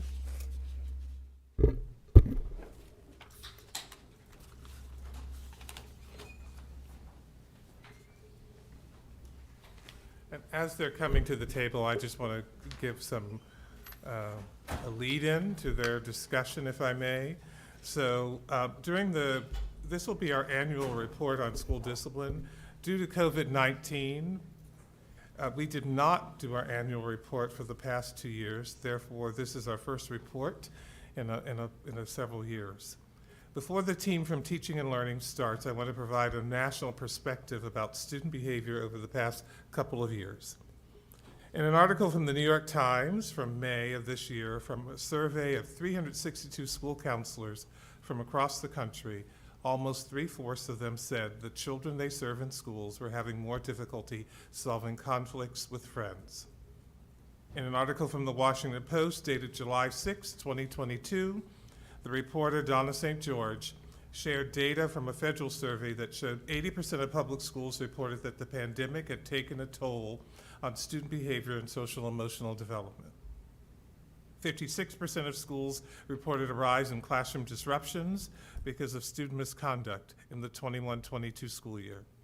Nearly half of schools pointed to increases in out-of-classroom rowdiness, with 46% of schools reporting more fighting and threats of physical attack between students, according to the National Center for Educational Statistics, which surveyed 840 school leaders. In Education Week, an article from January 12, 2022, has as its title, "Threats of Student Violence and Misbehavior Are Rising, Many School Leaders Report." From Chalkbeat, there was this title of an article, "Stress and Short Tempers. Schools Struggle with Behavior as Students Return." Finally, a news report from had this title, "Disciplinary Actions on the Rise at Mesa Public Schools, Data Shows." Though I think all school systems tried to prepare for the 21-22 school year, focused on welcoming students back and addressing their social and emotional concerns, as these headlines and articles attest, school systems across the country, students impacted by the pandemic had to relearn how to be in schools. Indian Prairie for years has been focused on supporting our students and addressing issues of student behavior in thoughtful ways. Over time, we have seen declining out-of-school suspensions, and our school system was sought out for their actions that we have done in lowering our suspension rates. Tonight, you will see that last year, there was a rise in our disciplinary actions similar to other school systems across the nation. It is our belief that the rise, since it's for 1 year, does not represent a trend and is only an aberration. I know in visiting schools the first 3 days of schools, the principals and teachers have been very planful in the manner in which they are spending time reviewing expectations with students. Tonight, you You will hear information about our numbers, but more importantly, you will hear what is being done to address these numbers. Again, I remind you that the trend for our district has been declining numbers, and that 1 year does not reflect the direction in which we are going with discipline. I now turn it over to our teaching and learning team. Ms. Laura Rosenblum, Assistant Superintendent for Elementary Schools, Mr. Brad Hillman, Assistant Superintendent for Middle Schools, and Dr. Nicole Howard, Assistant Superintendent for High Schools, and Ms. Harris, who is our principal for the Gail McKenzie High School. Thank you, Dr. Talley. We would like to thank the Board of Education for allowing us the opportunity to present our student discipline data and review with the board our efforts to maintain a positive, safe, and productive educational environment for all of our students. As Dr. Talley indicated, student discipline data throughout the nation as we returned to school full-time was higher than it had been pre-pandemic. Our school data mirrors that narrative. When our students were returning to school on a full-time basis for the 21-22 school year, our buildings worked to provide an environment that was child-centered and focused on providing students grace as they reintegrated into a daily full-time schedule. We altered learning spaces, increased social distancing, provided increased access to social and emotional curriculum and supports, and we increased our efforts in terms of parent outreach. For the vast majority of our students, over 98%, these strategies were highly effective and allowed for a positive educational school year. The vast majority of our students experienced success in the classroom, in after-school activities, and on the athletic playing fields. That said, we did have an overall increase in the percentage and number of students whose behavior warranted an out-of-school suspension. While these numbers were an increase from previous years, we would like to point out several basic understandings before moving forward. One, we believe that our overall increase in student suspension was an anomaly that will be corrected. This is due to the fact that the practices over the last 10 years had us trending in a downward trend, and we will present data to this point later tonight. Two, while we are presenting demographic data tonight, our intention is not to paint a stereotype for any one group. Our students, including those who are represented in the discipline data, are wonderful developing children, and we fully expect that they will reach their full potential regardless of isolated actions represented in the data. And finally, our educators, including teachers, teaching assistants, and administrators, are not satisfied with the data that you will see tonight. Rather, they have owned the data and spent the better part of last school year and leading into the summer developing plans to address the discipline data being presented. As we begin our presentation, please remember that the vast majority of our students, over 98%, are connecting with school and doing wonderful things in our schools on a daily basis. Our teachers are working hard to establish positive relationships with students and their families. We owe a huge thank you to our parents of our district for sending us their best children, and to our teachers for their outstanding efforts.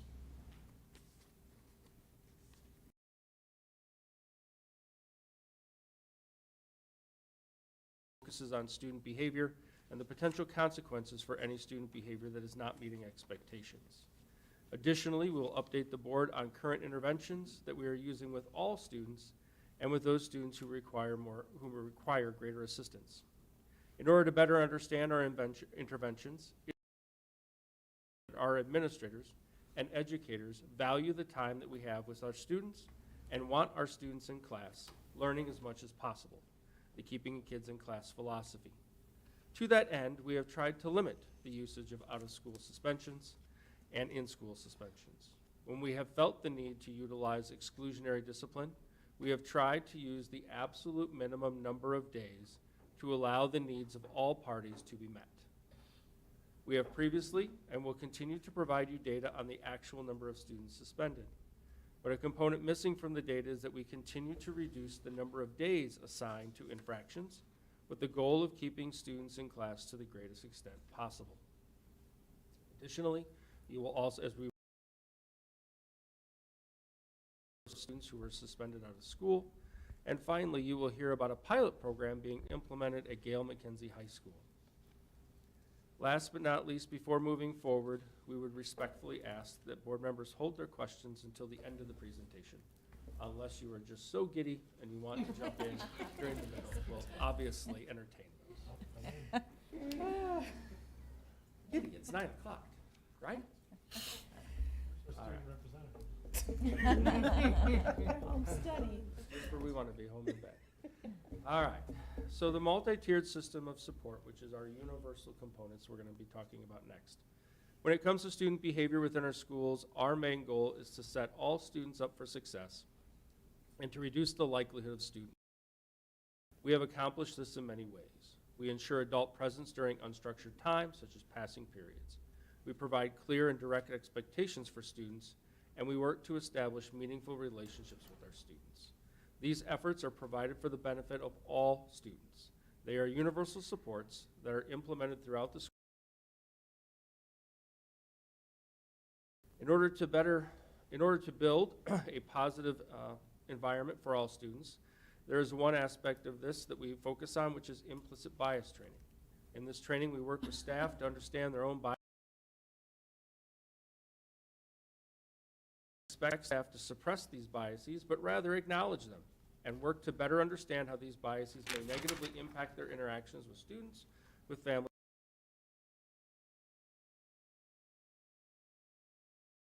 and their daily interactions with students. This is a great life skill for students and staff alike. Focusing on PBS, we have foundational practices that are within our schools, such as school-wide positive expectation and skills that are defined and taught. Classroom expectations and routines are consistent. Staff are encouraged functional behaviors, and we establish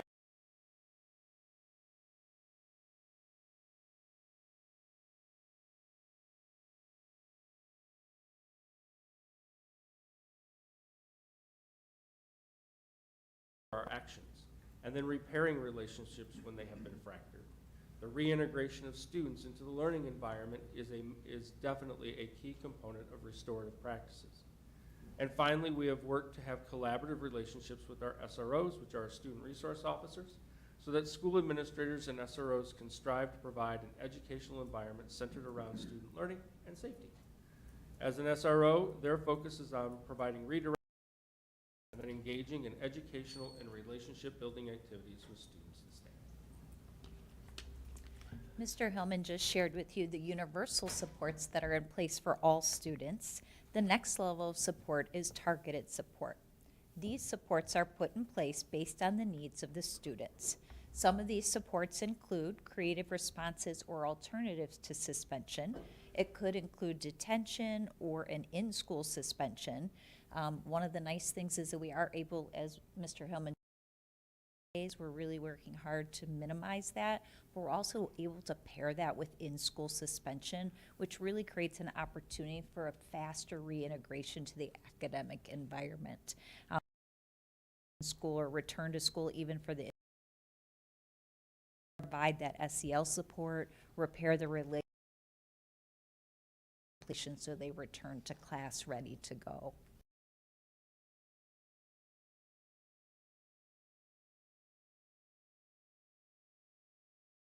In class, and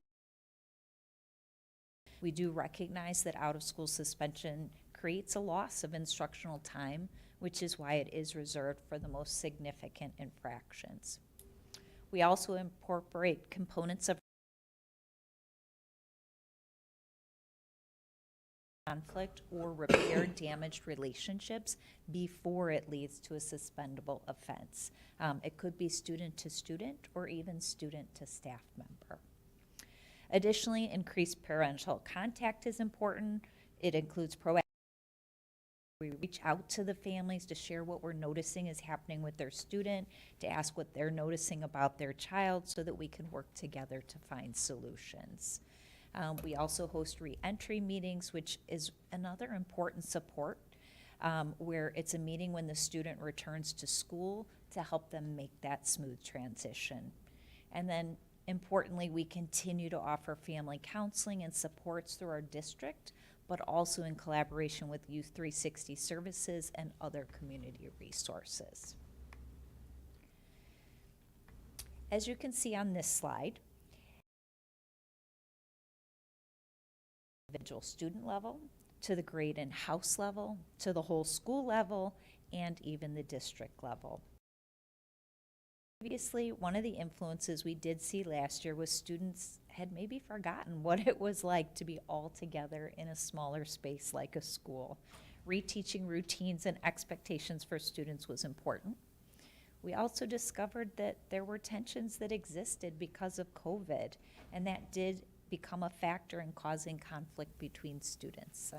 I think we've all, are you wearing a mask? Why aren't you wearing a mask? And just created that tension that we had not experienced previously. Additionally, when we saw an increase in engagement in behaviors typically not seen, like fighting, we really looked for interventions that would work, since the ones that we had done in the past were not as effective as they needed to be, or we were just seeing an increase in the number. You're probably familiar, but PA 99456 is the law that restricts schools to only suspend students in one of two categories. Those are threat to school safety and disruption to other students' learning opportunities. Actions that are a threat to school safety could include hurting another student, hurting a staff member, threatening someone, fighting, drugs, or weapons. Fortunately, these are very rare instances, but they are ones that occur. The second category is disruption to other students' learning. And it's like a student leaving class without permission and going down the hallway yelling profanities, banging on classroom doors for an extended period of time when being directed to a different location. Or perhaps it could look like a student screaming, throwing things, and really making it difficult not only for other students to continue learning in the classroom with them, but more importantly, questioning their own safety. The purpose of the out-of-school suspensions is to give the student or students, in the case of a fight, a chance to reset and to give the learning environment the other students and staff impacted a chance to reset. In addition, staff does use this time to problem solve and plan for the student's return to ensure the student's needs are met so there is not a repeat occurrence. As was mentioned previously, we do have some data to share. We do have 1.7% or 445 students the past school year that received an out-of-school suspension, which is clearly above our goal of being below 1%. If you look down, you can see the breakdown by grade level or system level.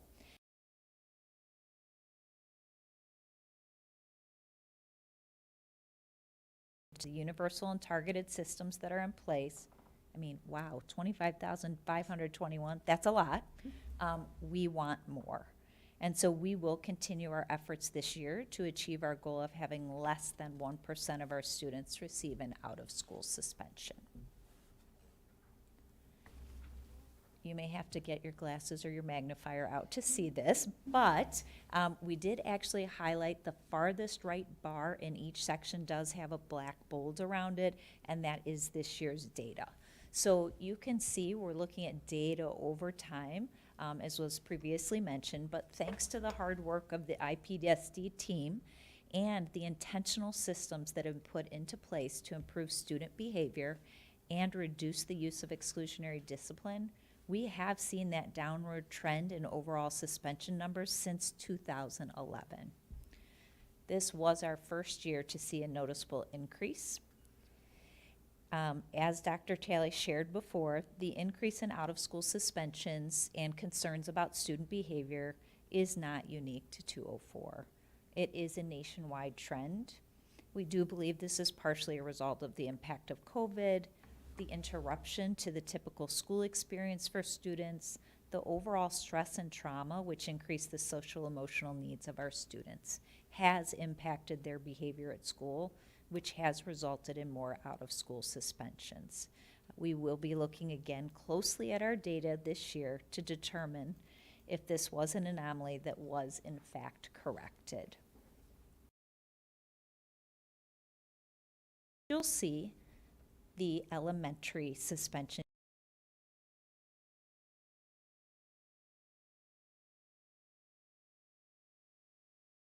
years, and it hovers usually around 0.2% of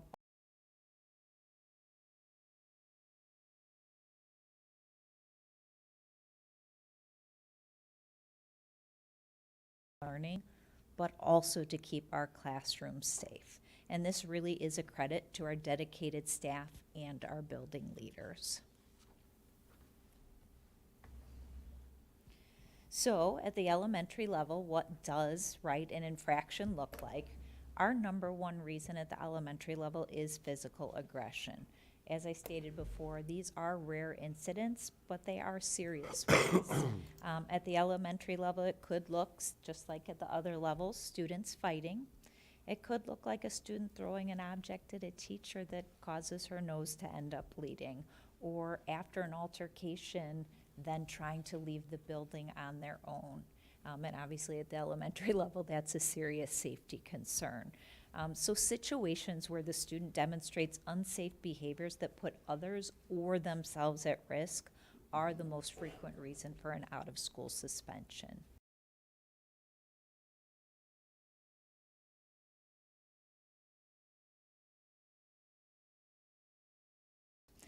We do have teams of staff members that meet to problem solve and determine how we can best support the student in the future. We do have our principals facilitate a re-entry meeting, which includes the student, his or her parents, the classroom teacher, and may even include other staff who are important to the student. This always provides an opportunity to repair the relationship that was damaged, which is also that part of the restorative practice, and can really just be used by the student if they feel overwhelmed, stressed. Can really just be used by the student if they feel overwhelmed, stressed, or angry, so they can just take that breath with a trusted adult before those feelings escalate to that level again that they were prior to the student being suspended. And then check and check out, we continue to utilize that.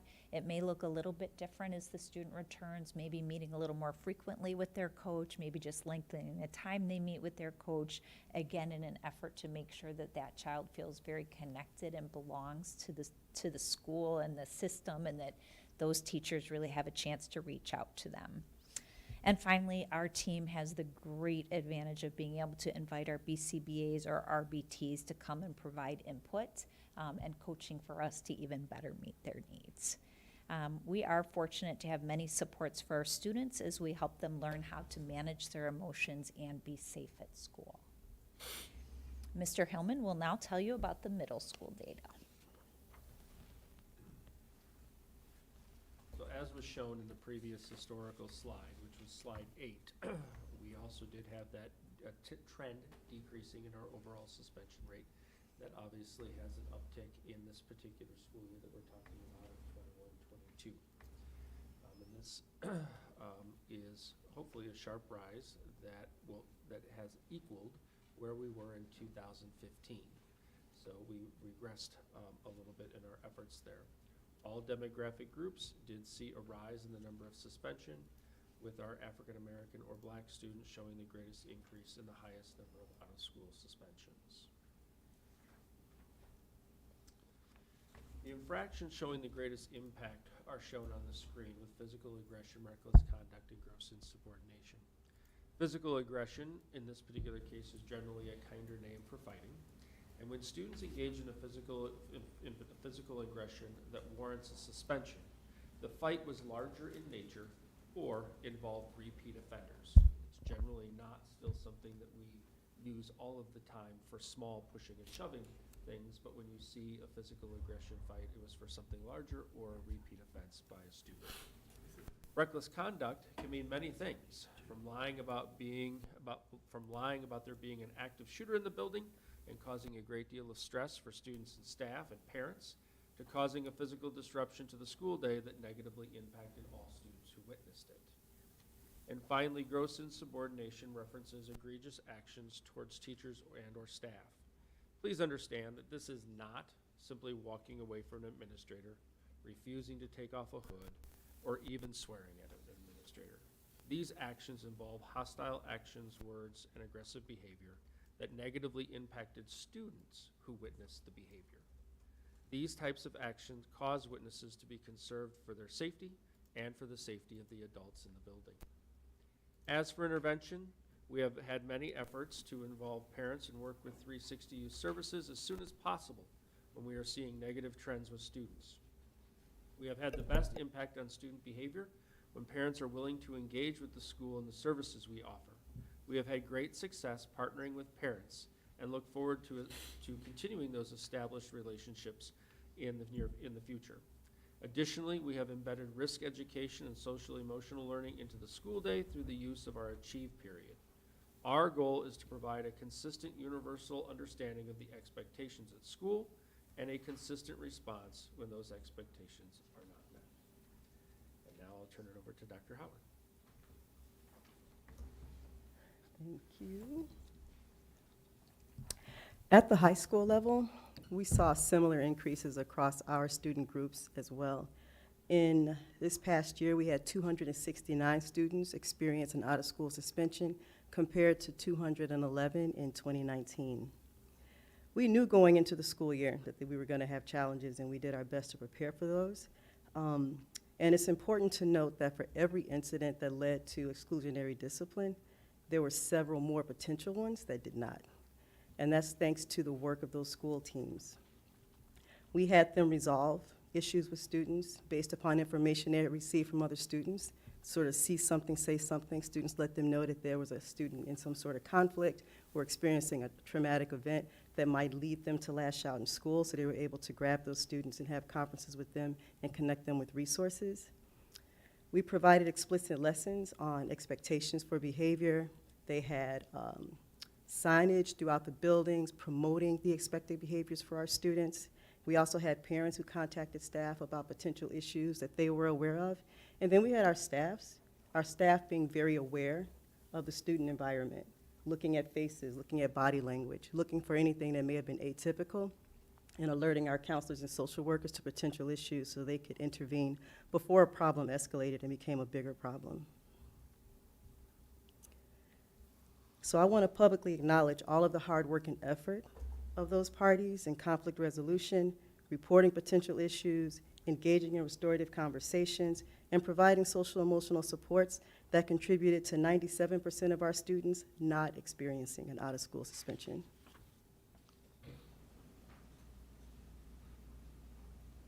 So at the high school level, the top 3 infractions that led to an OSS were physical aggression, the fight, assaults, drugs, and gross insubordination. And much like the middle schools, gross insubordination encompassed usually multiple infractions by a student, not some single incident. But it may start with a class cut that escalates into, I'm not going back to class, students not following directions, students refusing to go into the office to have a conversation, and yelling, profanities, maybe even throwing threats towards staff members, disrupting other classrooms as they try to get through the building and find their way out of the doors.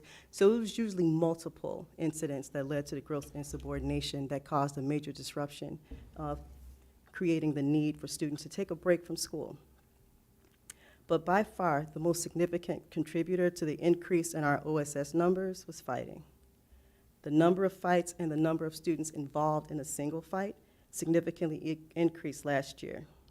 And although these fights rarely resulted in serious injury, that means injury requiring some sort of medical attention, they were very disruptive to the learning environment, and the students needed to be out of the buildings and away from each other so tensions could subside and the school teams could identify the cause of the conflict and help students resolve their issues upon their return. After each incident, parent reentry meetings occurred.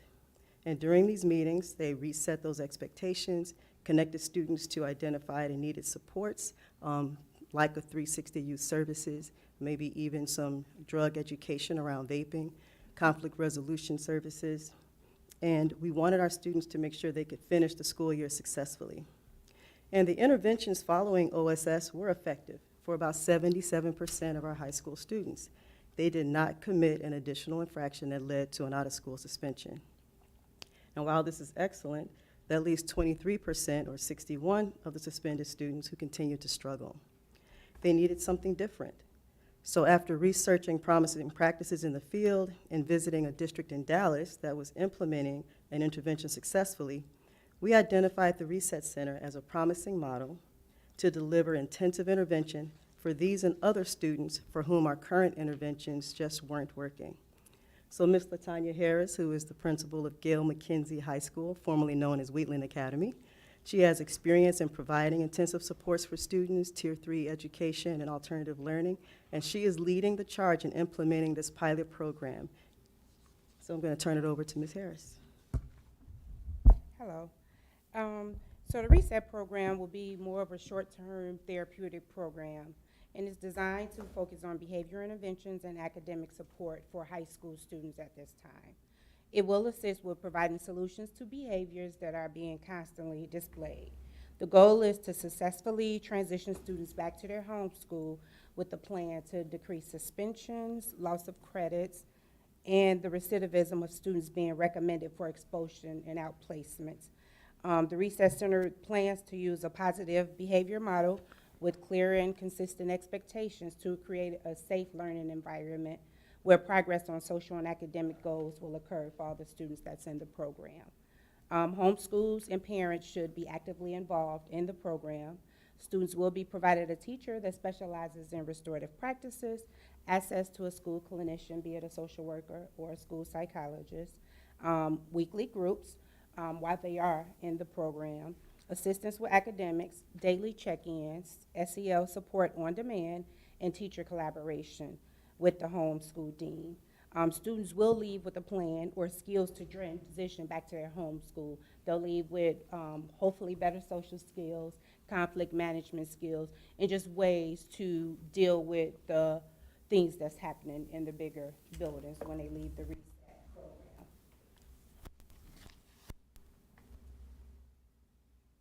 The benefits of the program, students will be supported academically and socially emotionally while out of school, so they'll keep their current classes that they are enrolled in, but the teacher in the class is able to help them and support them as needed. The students get a chance to stay connected instead of being sent home. Sometimes when students are sent home, they lose that motivation. Usually they might already have some things going on, but once they're sent home for an extended period of time, they can lose that motivation. Reduce credit deficiencies, reduce expulsions, homeschool connections. So the goal is for the school and home to have a connection to try to wrap around in services for that student. Students given the opportunity to reset, it's a smaller environment for the students, reduce suspensions, and students, again, will learn and enhance their social skills and conflict management skills. I will pass it back to Dr. Howard for the future focus. Thank you. You're welcome. So in conclusion, I just want to reiterate that we have highly effective universal practices here, right? 98% of our students did not experience an out-of-school suspension. We have very effective Tier 2 or targeted interventions here, where 77% of our students who were suspended at the high school level did not repeat those behaviors. And we are working on improving those intensive supports for students for whom our current strategies are not working. So we will definitely continue and improve our use of 360 Youth Services and other external providers for social and emotional growth and mental health. We're going to continue with the development of our multi-tier system of supports, MTSS, for our students. We're going to continue focusing on building positive relationships for all of them and use of our CASEL, which is our SEL program. We're going to increase our partnerships with parents and other mentoring organizations. We're working on getting more mentors into our schools during the school day. And as we mentioned, the pilot of the Reset Center at Gail McKenzie will kick off this year with the intention of adding this intervention at other schools at other levels over time. Okay, any questions? Okay, let's start with, how about Ms. Bostic? Remember to turn my mic on this time. Thank you for this presentation. I made a few notes. I don't really have questions, but I noticed, first I want to comment on the fact that Mr. Hillman said at the beginning that part of this training is awareness of implicit bias. And I want to commend you for including that. I think it's a really important and healthy exercise for all of us. I'm glad to see it's a piece of this program. And then the second thing I really wanted to comment on too is what Mrs. Rosenblum said, talking to parents and talking to families about what we're noticing about your student. And to me, that's a really important distinction. It's not a predetermination, it's not a judgment, it's a caring word, right? It's a caring thing. what we're noticing about our students, because we care. So an extra special shout out and kudos to all of our teachers and staff and our administrators who truly care about our students, and that's what I see most here. We're doing everything we can, including, I think, it sounds odd to use this word this way, but exciting news of having this pilot program. Right? It's another way we can care for our students, and I'm really thankful that we have administrators putting these things into play. Thank you. Mr. Rising. You go to slide 6. I think it's important that we all remember when, whatever it was, Public Act 99-456, basically Senate Bill 100, we all remember that, which basically said schools have to essentially discontinue the practice of zero tolerance, right? And in a nutshell, reduce the number of out-of-school suspensions across the board. Now, if you could go to slide 8,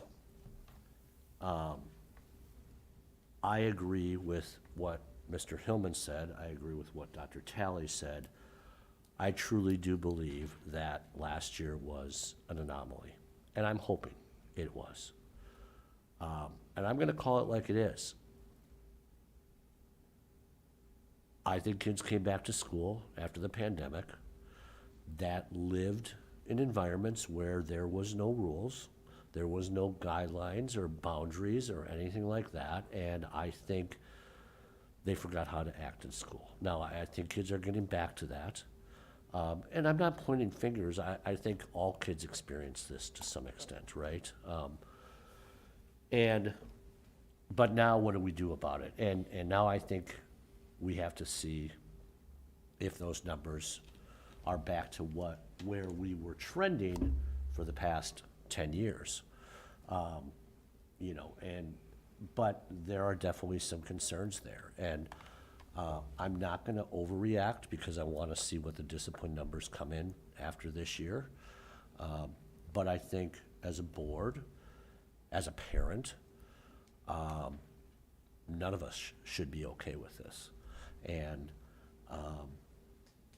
I hope that, I liked some of the interventions that I saw in there, the parent reentry thing, self-regulation instruction, getting 360 youth services involved, restorative practices, mentoring assignments. But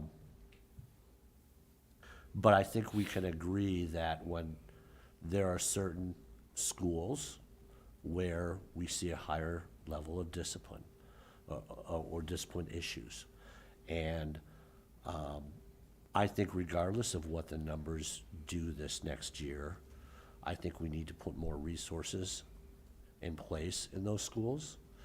I guess my one question is, the program that we're doing right now at the Gail McKenzie Center, are we gonna look at doing something like that? Because I thought a lot of those things and those bullet points that were identified at what we're doing with this program, the Reset pilot, we were already doing some of that already, some of those items that were in those bullet points. Am I incorrect in that? Is there something that's really, is there some of those bullet points in the Reset pilot that we're finding we didn't do previously and we need to do better at in some of those things? Or, because I thought we were doing a lot of that stuff. So many of those tasks or many of those actions are taking place, but they're not taking place always in the most consistent, cohesive fashion within a particular building. One of the things that the Reset Center does is it puts one person in charge of all of those types of activities. It works to move it away from the assistant principal or the principal from a disciplinary standpoint, but rather from a simply changing behavior by working on yourself. And not that the assistant principal can't do that, but the assistant principal is also the disciplinarian.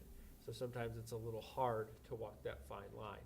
So one of the middle schools, I had a conversation during the Building Institute Day about exploring this and trying to phase in this type of implementation during the second semester of this particular school year. That said, I'm not willing to fully guarantee that that's where we're gonna end up by the time second semester rolls around. So that's why it was not referenced in the presentation, but it is something that the conversations are taking place. The other component that you spoke to with resources, when you do look at the Reset Center, they do have one person who is in there. It's a licensed staff member. It is somebody who knows kids, generally speaking. It is also the person that every kid knows within the building, and they all gravitate towards that particular room when things aren't quite going right for them, in an effort to be able to hopefully redirect, have conversation, and be able to reset themselves to be able to move forward in a productive fashion. So we are looking at that I also believe there's an elementary school, not trying to spoil Mrs. Rosenblum's thunder, but we also are trying to look at that as well in other places. But it just requires a little bit of time, but we will be there. And that's the only reason I ask, because Principal Harris has a wonderful staff who has, it really develops relationships with their students. They have much smaller class sizes. Where I get concerned with that is in bigger schools where there's a lot higher discipline numbers and, but I think we're on the right path. We've identified, we'll see how this year goes. And I think we're putting ourselves in a good position to address these things should we need to. So thank you. Ms. Jane? Thank you for the presentation. While I appreciate data always, I appreciate even more the contextualization of this, contextualizing it in such a way to help us understand these numbers and interpret them more accurately. One thing I wanted to ask about, with the pilot program, is the main difference from the status quo being that we have an actual place instead of staying home or outside the school building, there's an actual building for our students to go to. Would that be one of the main differences? The main difference from just having a complete, like an As out of opposed, school. right, mm-hmm. Correct. They're going to be surrounded by services during their time when they're away from their home school at this point. They're going to be in a very caring environment where they'll be working with professionals who will help them get at the root cause of their specific behavior, they're dedicated to working with these students the entire time they're there, as opposed to being able to spend 30 minutes with a social worker in the larger building and go back and try to navigate that large classroom again and maybe experience some of those same triggers. So they will leave with a success plan, and that plan will be designed specifically for that student and what that student needs to accomplish and perform when they return to their building. And I know that, I don't want to steal your thunder, but the professional that we hired for that has already talked about staying in constant communication with the home schools and dropping in on those students. So after they're gone, showing up, dropping in, and connecting with them to make sure they're staying on track. And they will have someone in their home building that's also helping to manage that success plan. Great. So as of right now, we have one dedicated person in the Gil McKenzie building, and then liaisons or collaborators in individual buildings. Correct. Okay. Another thing that I really found interesting, Dr. Howard, is what you mentioned about 77% of the students that did at one point receive an OSS not being a repeat offender. And I don't know if that's the right term, repeat. I'm sorry if I used the wrong term. But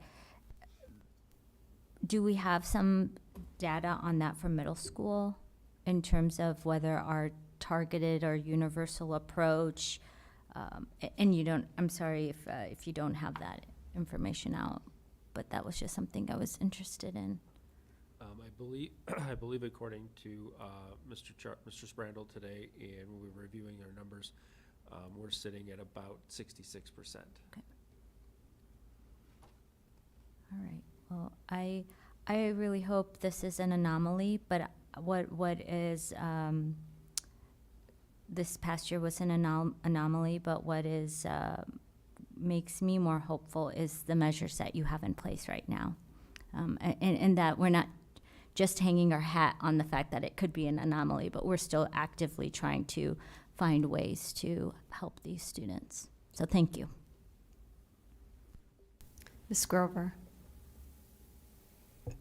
Thank you for the presentation. I think, as Ms. Jane said, I appreciate you trying different approaches. I'm going to see what works for another school and bringing it back here. The Reset pilot program, is that being implemented this year? Yes. So can the students who had like the out-of-school suspensions last year, are they part of it for this year, or do you have to have the suspension this year to go be a part of it?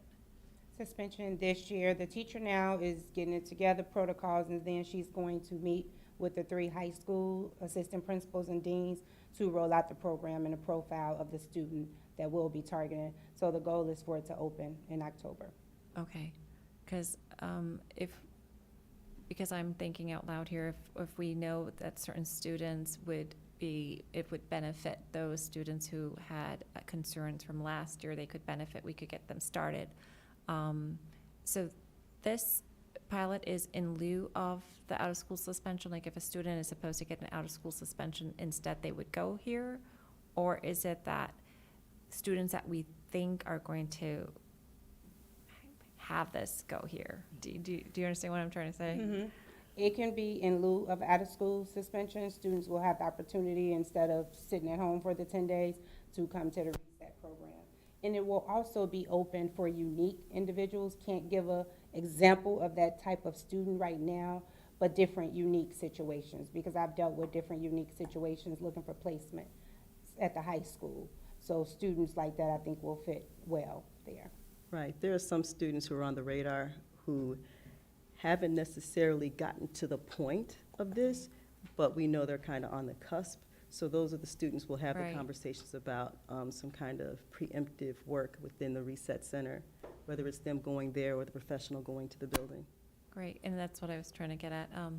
And I've been to the graduations at the Gail McKenzie building, and the students and the teachers, it's like they say we're a family, so it's a very welcoming environment, and so it's great to see that this is going to be implemented there and connected back to their home school, so thank you. Ms. Dumming.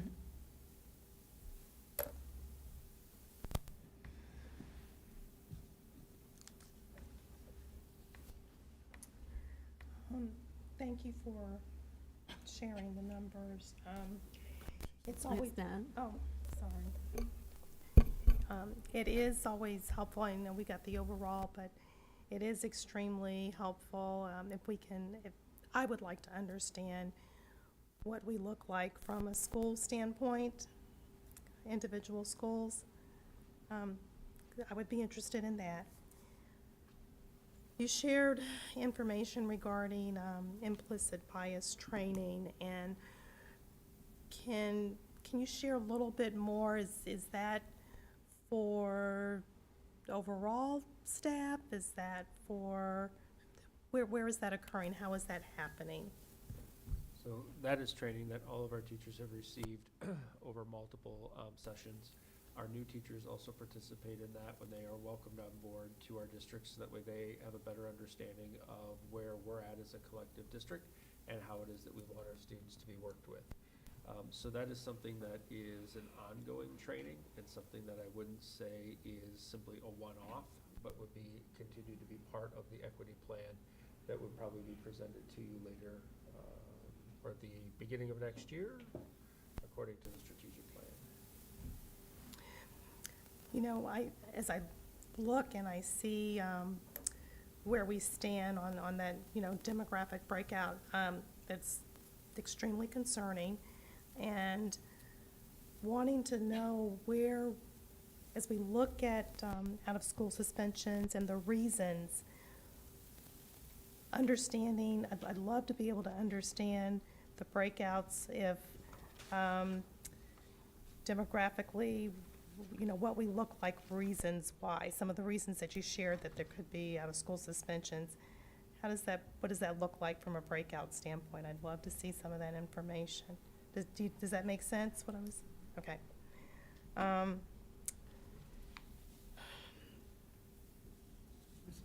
Ms. Deming, I just want to clarify.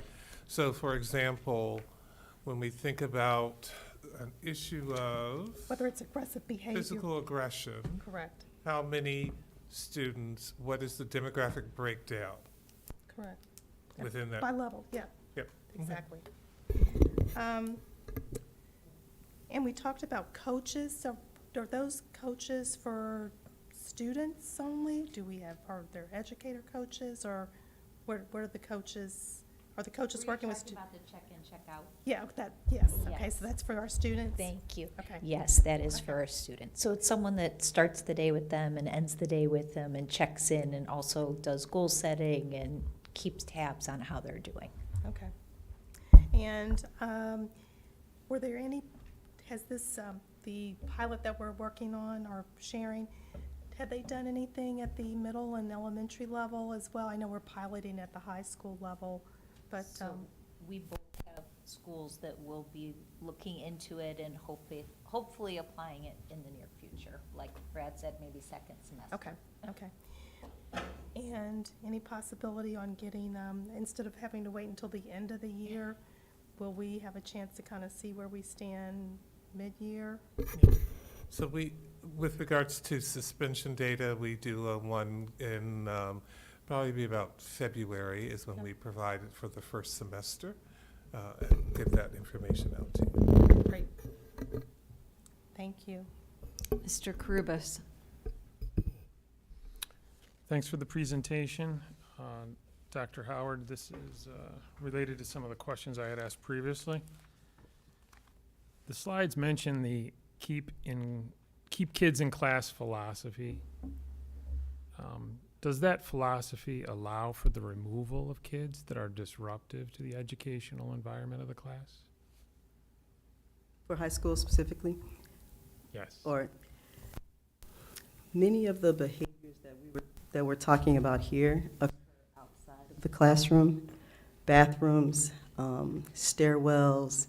High school students tend to put on a braver face in the classroom, and they hold whatever it is that's bothering them until they get outside of the class in order to engage in some of these behaviors. So in the classroom, teachers may deal with a student who's talking or a phone, which are all things that would normally be remedied by a restorative conversation or a phone call home or maybe a PM detention, so those types of infractions. But the big ones, the very disruptive ones, happen outside of the classroom for the most part. Let me ask that in another way. We're trying to keep kids in the classroom so that they can advance academically. Correct. But our philosophy of keeping kids in the class, still that philosophy allows for us to remove kids from class when they're disrupting the class so that other people can't advance academically, right? If you go to slide 6, please. Yes. That's all I'm looking for. Yes. The answer is yes, because what we want to look at very carefully is it a threat to school safety and is it a disruption to other students? And when that occurs, then we will have to remove a student. So if you look at page 4, it talks about this keep in class philosophy with quotes. So I just wanted to square that philosophy with what we're doing. We're trying to keep them in, some of our students that are misbehaving in class, but at a certain point, they need to get out of class. And I think what I would also like to hear about, and I know we're doing some of it, is we're talking about a lot of interventions and supports for the actual student that is misbehaving. But a lot of times that student's misbehaving, that act, impacts other students, impacts the teacher. So this is really a question or comment for everybody. But oftentimes you have a fight and it starts another fight. And so our focus should be on addressing the causes of the misbehavior. And so I'm hearing a lot of support and intervention for the current student that is getting suspended. I know we're doing, and I'd like to hear more about what we're doing for others that are impacted by the misbehavior. You could have a situation where we were talking about the bomb threat. Now we're impacting the school. We could have a situation where there's a fight in the bathroom and 10 kids were there. And so different misbehaving is impacting different numbers of students and different degrees. So in order to prevent it from cascading and escalating, we need to be, thinking about what we do so that we're getting to the cause and trying to prevent the next one from happening. That's my comment. I'm not really looking for an answer. I think that's something I'd like to see in the presentations. I'm seeing a lot on focusing on the student that's misbehaving. But we need to support the teacher that has the bloody nose. We need to support that needs to miss a day of work because she needs to go to the hospital. We need to support the kids that had to miss school because of the bomb threat.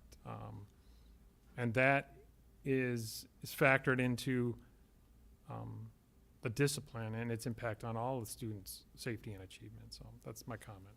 Thanks. So thank you for the presentation. It's not the data that we like to see, but it is the reality. I also know prior to the meeting there were other questions that were asked. So in school suspensions, we didn't show the data, but the data has the same trend as the out-of-school suspensions, correct? Yes. Correct. Yeah. That keep kids in class philosophy, that wasn't new this past year, right? We've had that for how many years? Like, That, when we started showing you data from 2011, that would be going back probably just before I came into the district. That was a trend that was being started and developing and has continued as a mechanism to reduce our out-of-school suspensions and to provide services for students so they can be successful in a proactive fashion, like Mr. Kurbis was asking about, but then also in a reactive fashion about trying to provide them services so that when they do come back, they are successful. yeah, I've just, read things in different publications and things where there's like this view that we've become soft in the schools and that, maybe it just happened in the last 2 years and that, so my question is like 2 years ago, 3 years ago, if somebody had called in a bomb threat, let's just say, how would they be consistently punished this year as they were 3 years ago? I mean, I know there's interventions and things, but we haven't drastically changed the philosophy about out-of-school suspensions, right? That is a very fair question, and I believe that the answer to that is we are still being consistent. If we weren't still being consistent, we could have dramatically changed our numbers and dropped them. Right. It would have made tonight a much more pleasant conversation. So we are still holding students accountable. The reality is, though, that when we have conversation, when we have an event, we do factor in a lot of things when we're deciding what the discipline is going to be. And I will assure you that there is no perfect discipline consequence. If we have two people who are looking at the event, the student who did the event, their parents want something less. The parents of the student who had the event happen to them want something more. That is without fail. But what we try to do is look at the student. What do we know about them? What have they done in the past? And what is the best way to get them back into our setting to be able to be successful and for our setting to be able to continue to thrive? And sometimes those suspensions are coupled with in-school suspensions, which is why our in-school suspension data is sometimes a little skewed, because you might have a day out and 2 days in, or 2 days out and 1 day in, as we try to bring a student back in and get them reacclimated to the learning environment, get them caught up. We also factor in the weekends. The reality is that sometimes events happen and there's going to be a natural break in there for the school to reset itself along with the students who are impacted by it. So there isn't a perfect formula that I think any of us use, but rather we try to take a holistic view of what is going to be best for the student who did the event and those who were impacted. If you go back to slide 8,